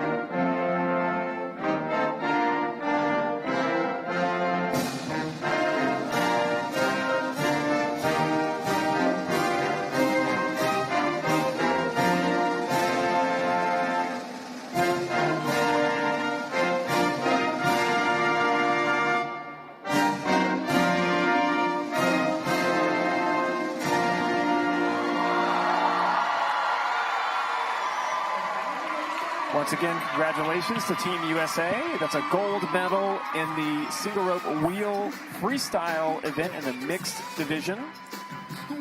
Absolutely. And incredible routines really all around in that event. And now next up, it looks like we will be awarding some medals here from some of the earlier speed events. So we've been sort of sprinkling the speed medal ceremonies throughout the competition. And the reason we do that is because we want to verify those scores, right? So we already mentioned that there's a live counter on the floor who has that digital display that you're seeing show up on your screen. But of course, behind the scenes, we're also videoing these and having some verification to ensure that we get these scores just right here on the world stage, and we can confirm when, in fact, world records are broken or tied, and ensure that we get the right spots on the podium. So as we move into some of these next medal ceremonies, we're going to take a break from the commentating, and we're going to come back with one more freestyle event here in this broadcast session, and that's going to be based on the double Dutch single freestyle event in the mixed division. So we've already seen the male and the female double Dutch single freestyle. Next, we're going to go to the mixed division after we see some of these awards come out. Absolutely. And so don't go anywhere. You do not want to miss these double Dutch routines. But for now, let's watch and congratulate our speed sprint athletes.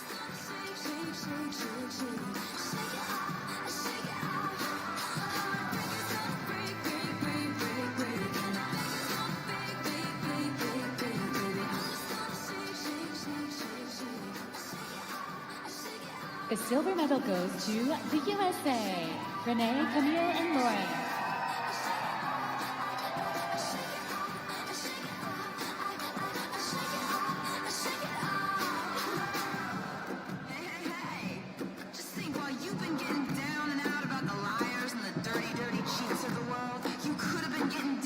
And the gold medal goes to Hong Kong, China. Kei Ching, Chui San, and Ching Ho.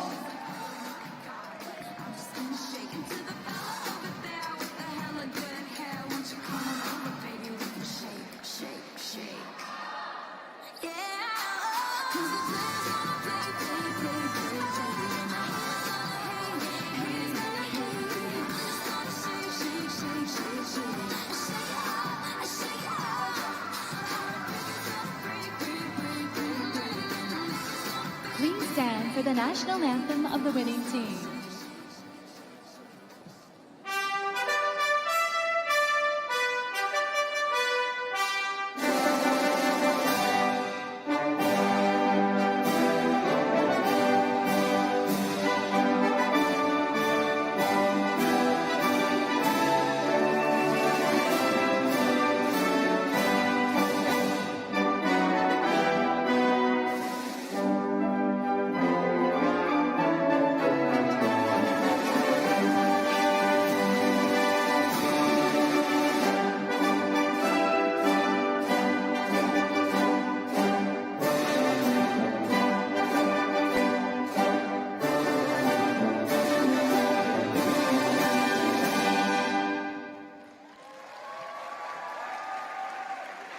Congratulations, everyone.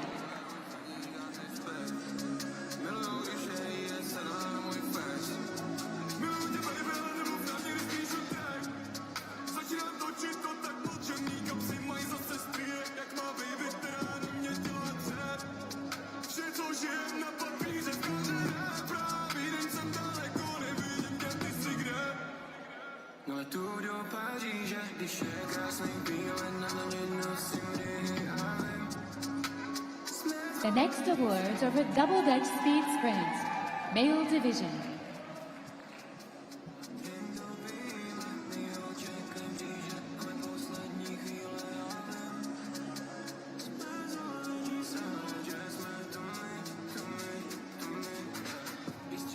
The bronze medal goes to Hong Kong, China, Chuck K, Park Kin, and Yu Song.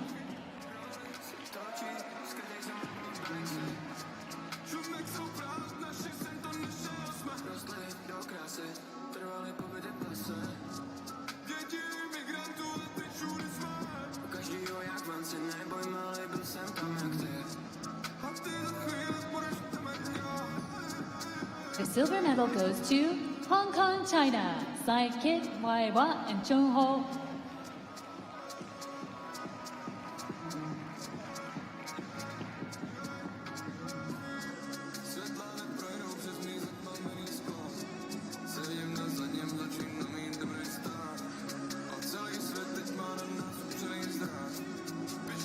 And the gold medal goes to Japan, Junpei Koei and Daiki.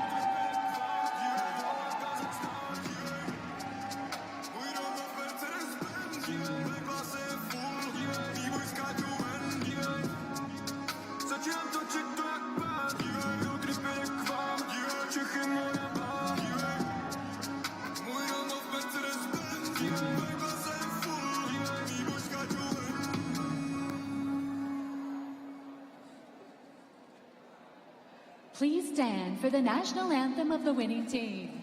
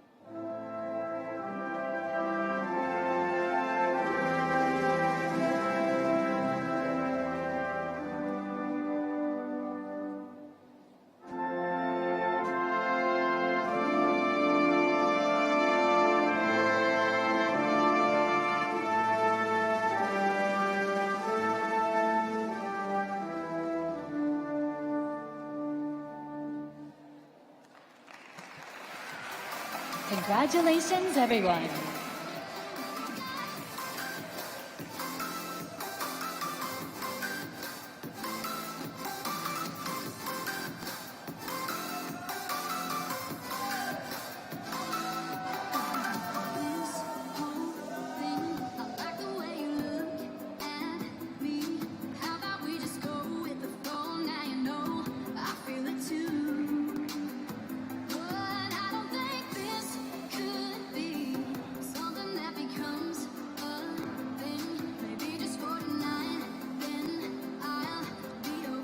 The next awards are for Double Dutch Speed Sprint, Mixed Division.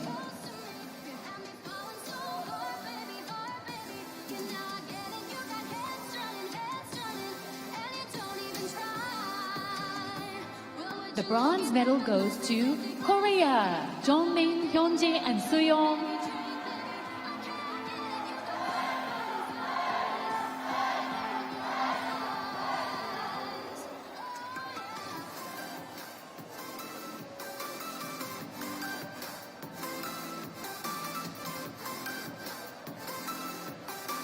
The silver medal goes to Hong Kong, China, Samtip, Hoyin, and Lampui.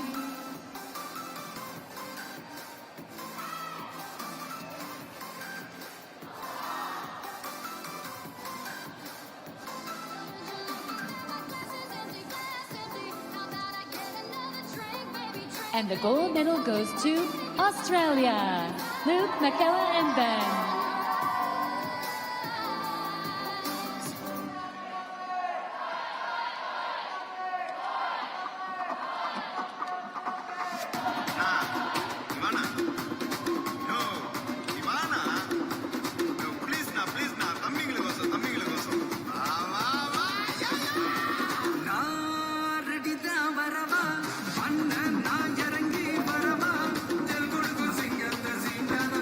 Please stand for the national anthem of the winning team.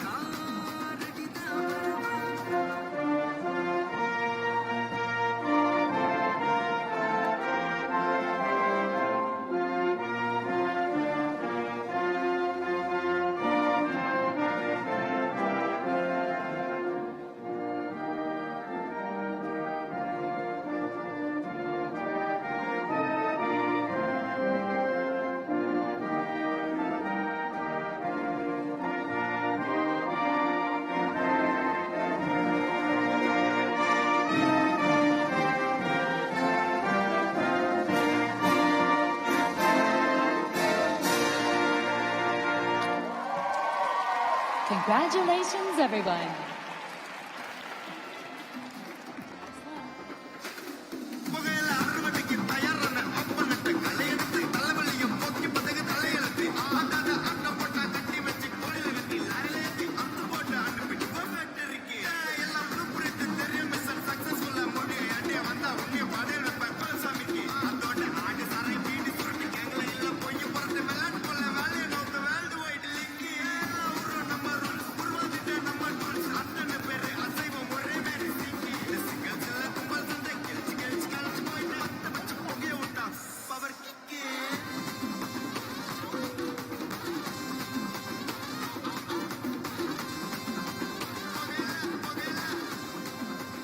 The next event is Double Dutch Single Freestyle Mixed Division. Heat 43, 5272 from Germany, Leonie, Maria, and Edith.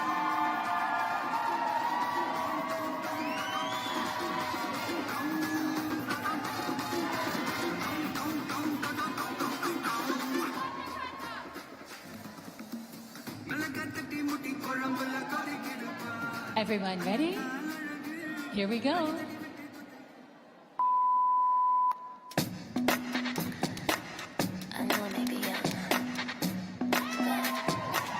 And welcoming now onto the floor, we've got Team Germany. We are starting our Double Dutch Single Freestyle competition. And once again, congratulations to all of our speed winners that we just saw as well. Little mistake there, but they'll get right back in here with a very difficult sequence. That was a round off to two-footed frogs with a double under. Now, once again, the ropes have to completely stop for the judges to count it as a mistake. And so far, we've seen a pretty clean routine. And so as long as the turners can keep the ropes moving, they don't actually count it. So in this case right here, that will count as an accuracy deduction. But so much importance on those turners in this event. Yes. And again, this is our mixed division. So any combination here of males and females working together. A great aerial there and a front flip, both with multiple unders.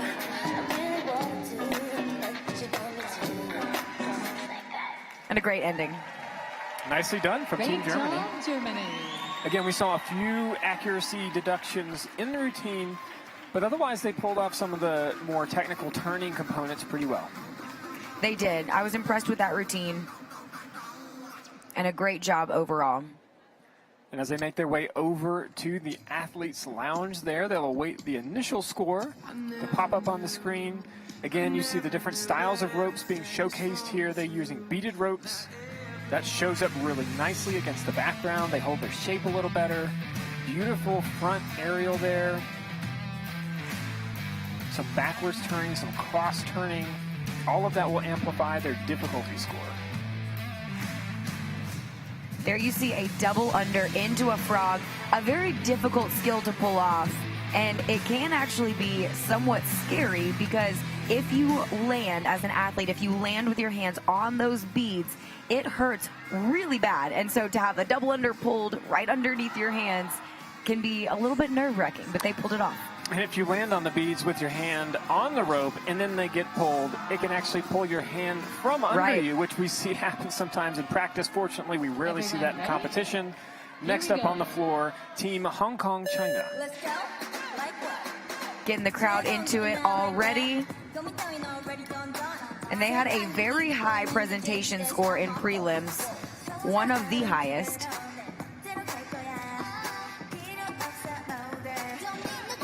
Great restrictions here from the turners, and always as an audience member, you don't want to just watch the jumper. You want to watch these turners. Case in point right there, he just jumped through the ropes as he turned them. Some amazing hand hops there being done by the jumper in the middle.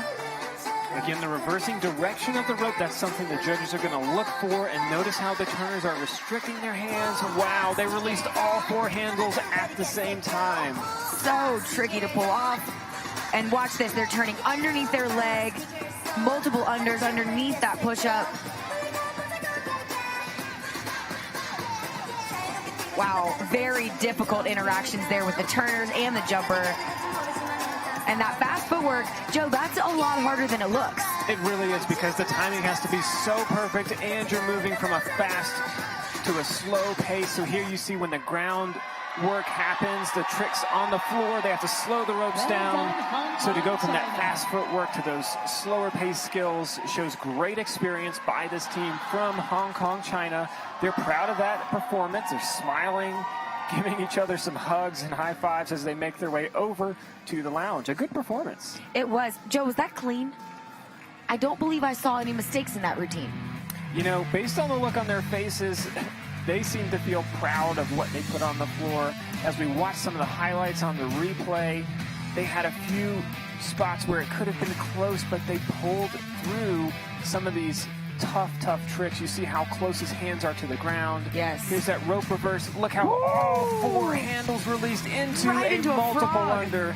That's one of the more difficult double dutch skills we've seen in the entire tournament, just because of the precision required from all 3 athletes. That should support a really high difficulty score, and we'll wait and see how their score comes out on the leaderboard as they recover, get some water. And that will put them in the top spot by quite a margin there. A great score for Team Hong Kong, and that surpasses the score from prelims by about 4 points. So we'll see how well that holds up. There are 4 teams remaining. 1 from Denmark, who's entering the floor now. We've got 2 coming up from Belgium, and then Australia will be the final team to close out this event. Again, the top 6 finishers from the prelims do have an opportunity to compete for that title of world champion. Everyone ready? Next up, Team Denmark. Here we go. Some great movement right off the bat here. And again, watch those turners. They just both jumped through that rope as they're turning. And a smooth transition. Notice, jumpers will always become turners and turners will become jumpers. No one specializes in one spot in these routines, as it is required that everyone jumps and everyone turns. That's right. So they try to design the routines to play to the strengths of each individual. A nice leapfrog entry into the rope with a crab turntable into a split, a double split into a double hand hop. Good turning to keep those ropes flat and smooth, coming right under those feet points. And again, you see those turners working as the jumper flips in the ropes, going back and forth between push-up and frog positions as well. There's another one of those intricate switches.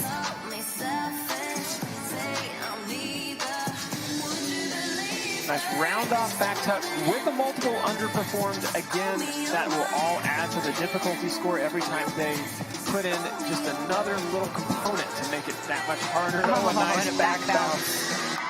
Oh, man. Another clean routine. Yes. They should be proud.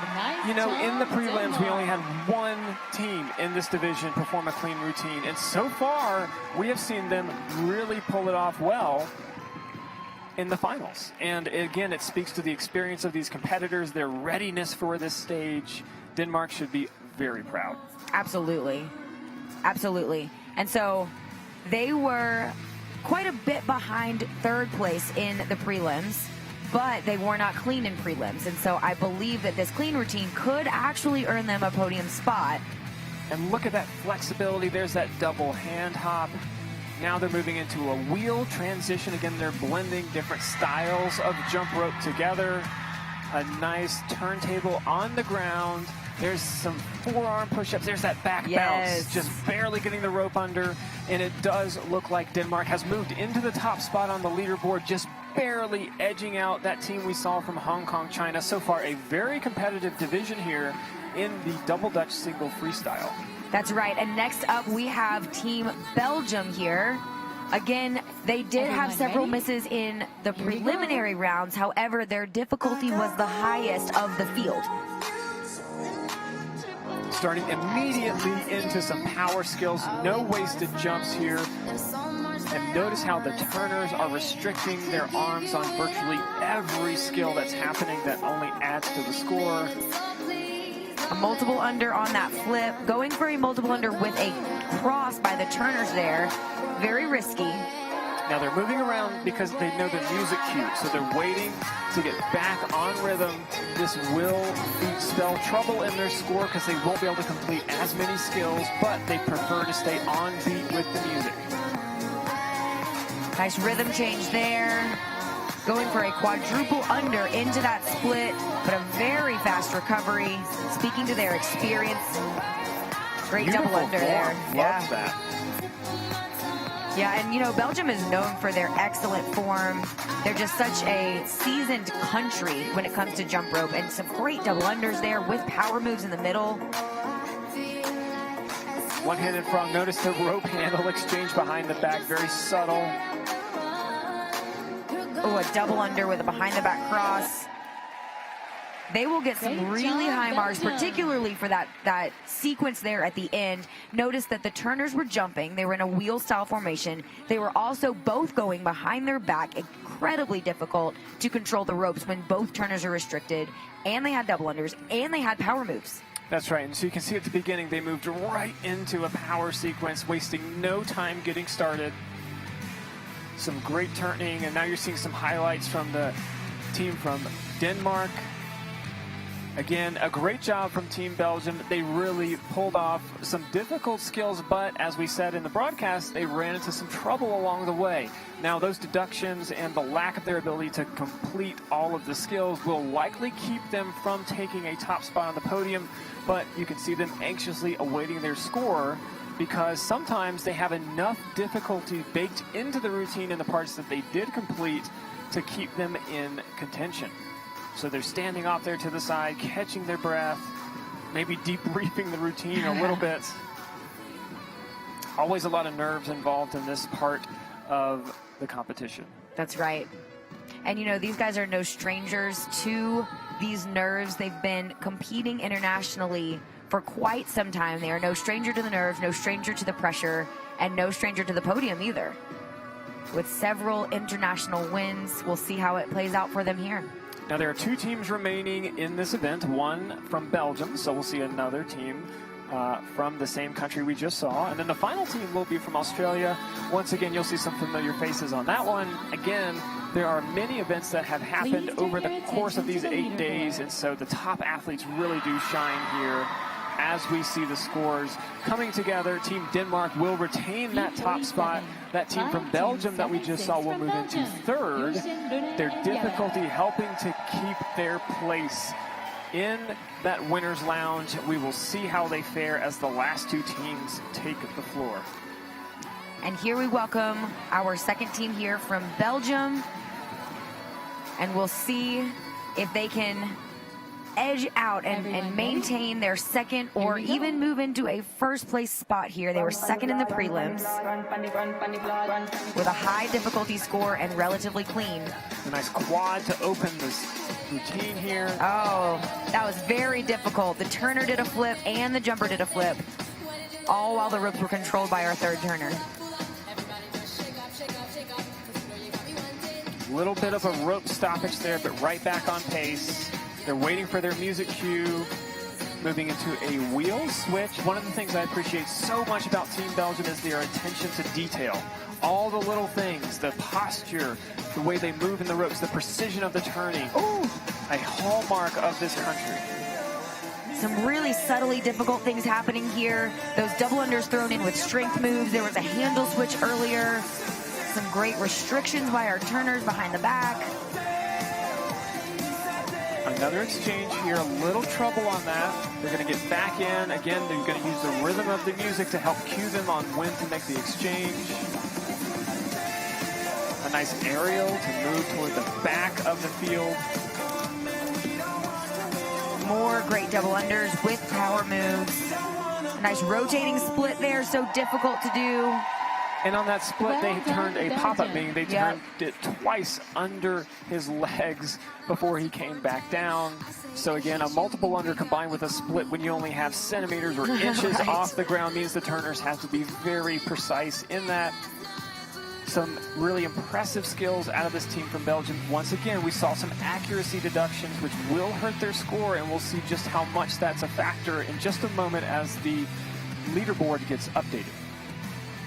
There you see those behind the back and under the leg restrictions by the turners, and the rope arc never died either, which is so impressive when you consider how difficult it is to control the ropes in that instance. And it looks like Denmark will retain the top spot, and this team that we just saw moves into the third place finish.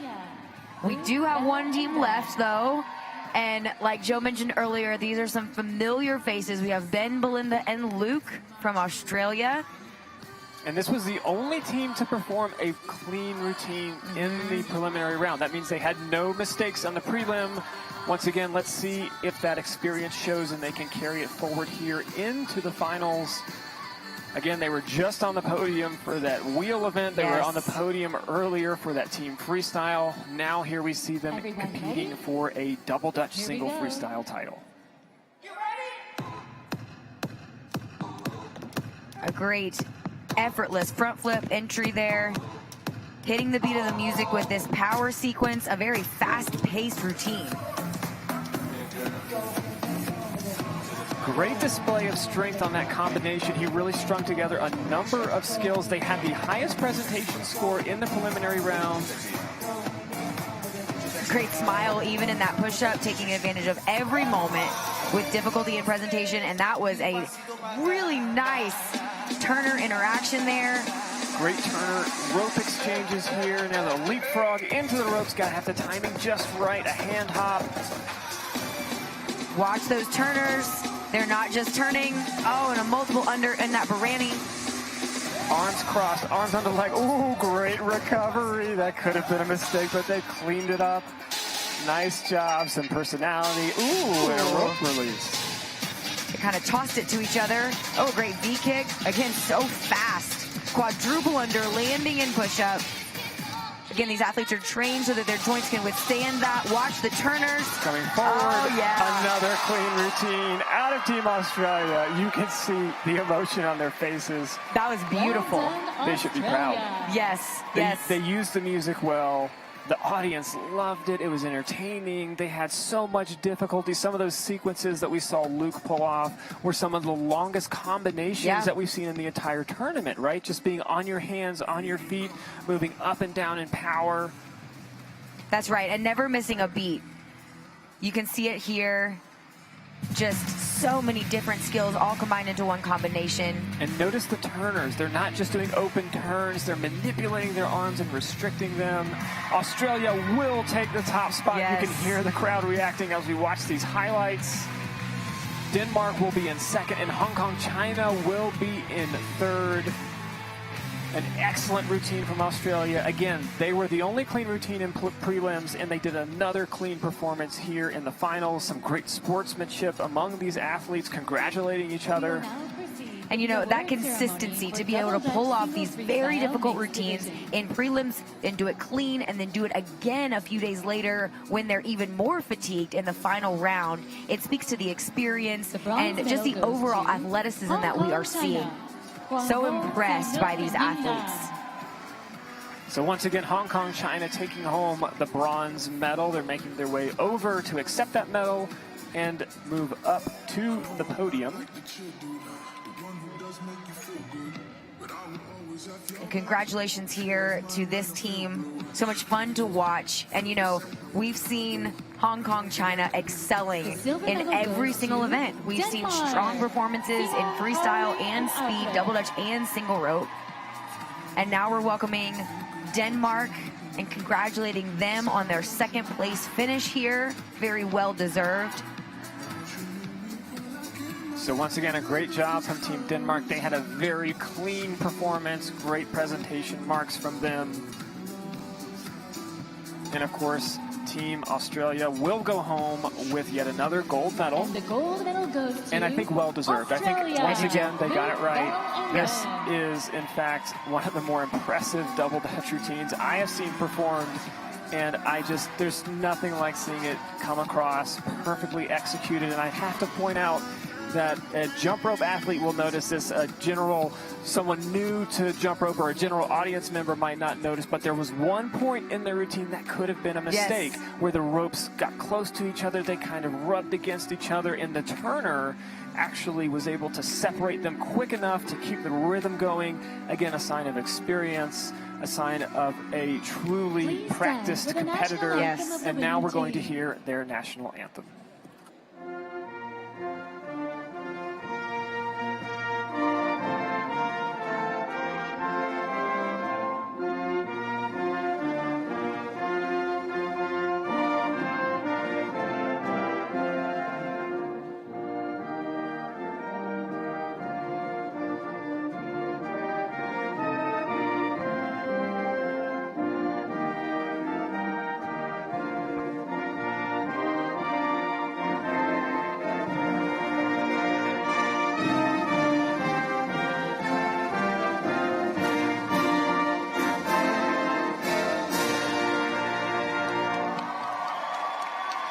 Congratulations, An everyone. excellent job. Congratulations to all of these athletes.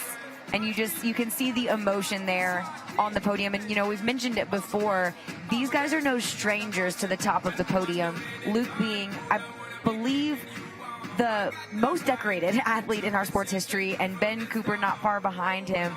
And yet you still see that this means so much to them every single time that they win another event. And you can see the final scores here, where they won by a pretty healthy margin, more than 3 points separating first from second. Again, Australia in that first top spot, followed by Denmark and then Hong Kong, China. Impressive to see the way the different countries and different teams innovate. Now, a lot of the times these athletes are practicing together in clubs, so they're close together as they prepare. Normally there's a qualifying event in each country before we move into the World Championship, so they come together and actually compete against each other as clubs, and then they move into qualifying for the finals. Now, for the most part, the teams we've seen work together today, in fact, come from the same club, and yet there are times when different members will combine from different clubs around the country. Right. Certainly, we've seen some teams actually win on the podium during this competition, despite the fact that they might live hundreds or even many hundreds of miles or kilometers away from each other, and that just means they have to be all that more creative in the way they practice and the way they prepare. But as Kaylee and I have talked about already, the conditioning required for any of these skills really does help them prepare for these as we go. Now, coming up later today, starting at 3 p.m. local time, we're going to conclude our programming of this 2023 World Jump Rope Championship. We're going to start with the female single rope individual freestyle event. We saw the males yesterday. We'll see the females today. Then we're going to move into the World Championship single rope speed relay. That's a fun event. It's 2 minutes. It's timed. It's the fastest jumpers on the planet. And then finally, we're going to end the night with what I think is probably the most exciting event there is in the sport right now. That's right. We have the double dutch contest. You are going to see high-flying speeds and some of the most creative, most fun combination of dance and double dutch freestyle routines that you will ever see. It is going to be so exciting. So I'm telling you, you do not want to miss tonight. We start at 3 p.m. local time, so don't miss it. And for now, we are going to leave you to celebrate our single rope speed endurance winners.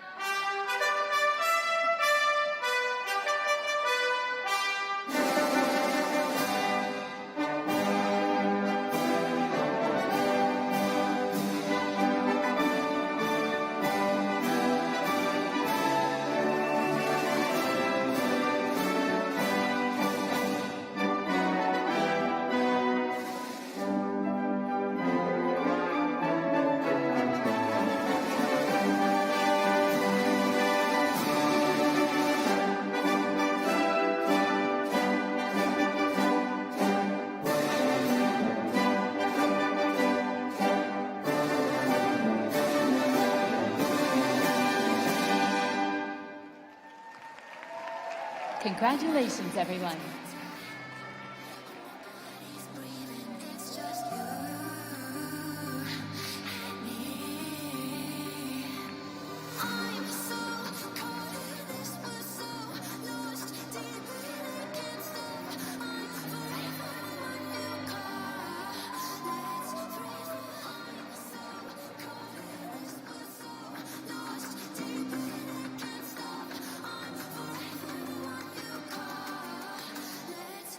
We will now proceed with the award ceremony for the single rope endurance male division.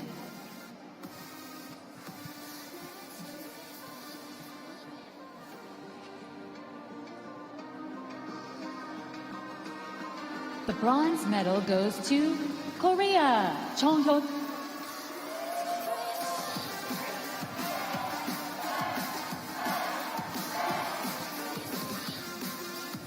The silver medal goes to Hong Kong, China, Chu Ting.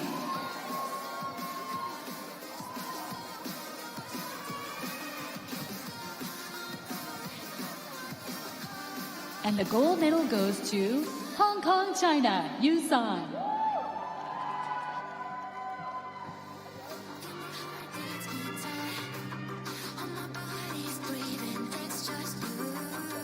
Please stand for the national anthem of the winning athlete.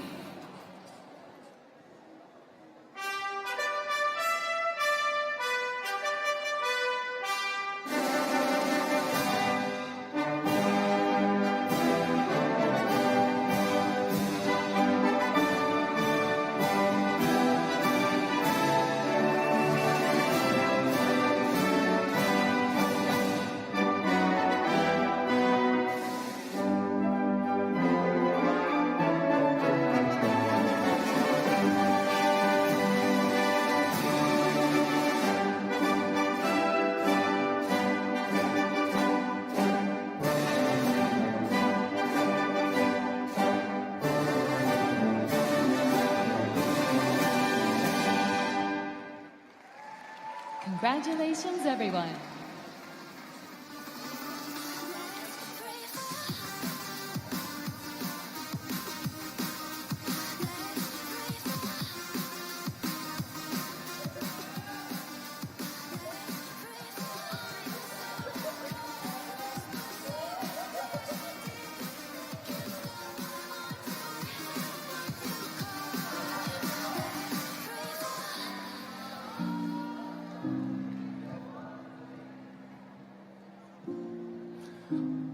Hi everyone.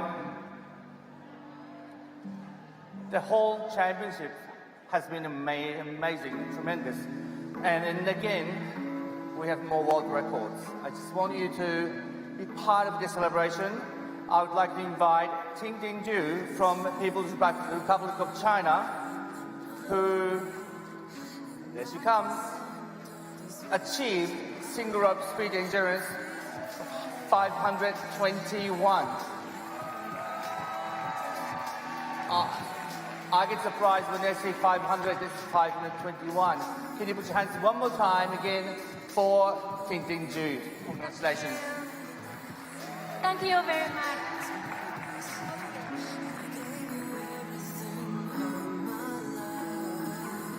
There you go.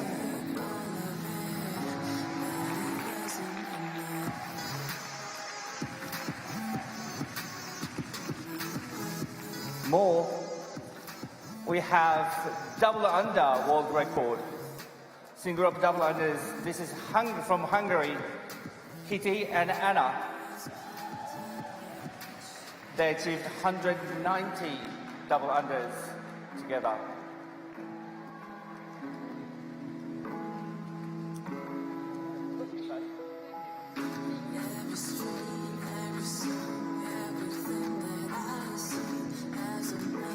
Congratulations.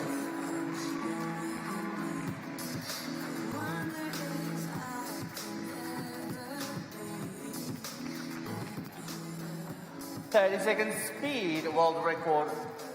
Also, this is Shen Jiaolin from People's Republic of China.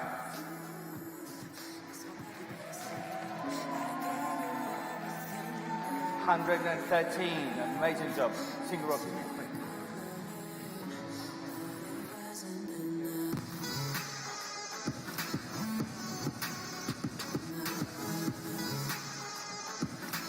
Congratulations.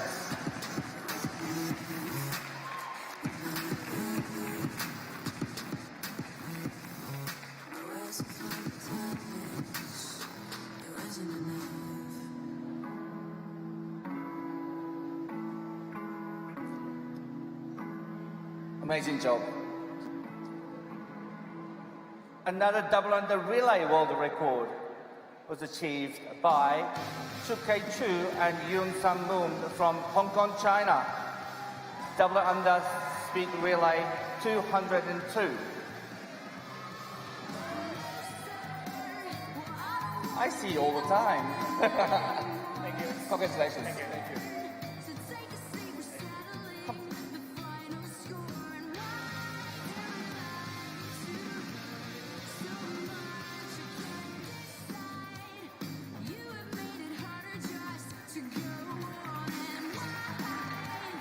Amazing job.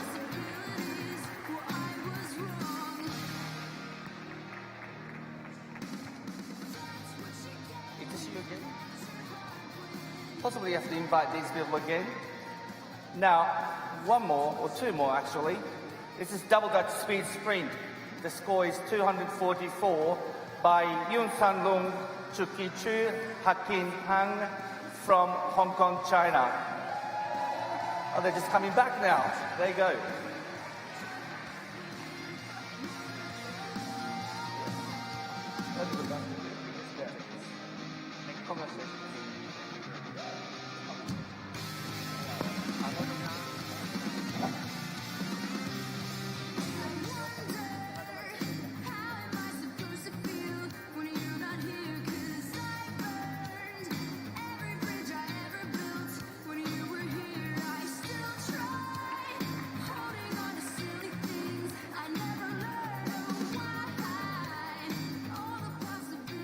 The last one, but not least, we have a double Dutch speed relay world record, was achieved during this competition.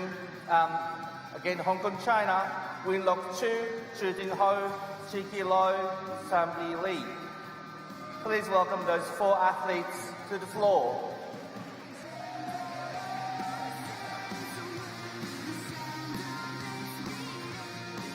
Congratulations. Congratulations.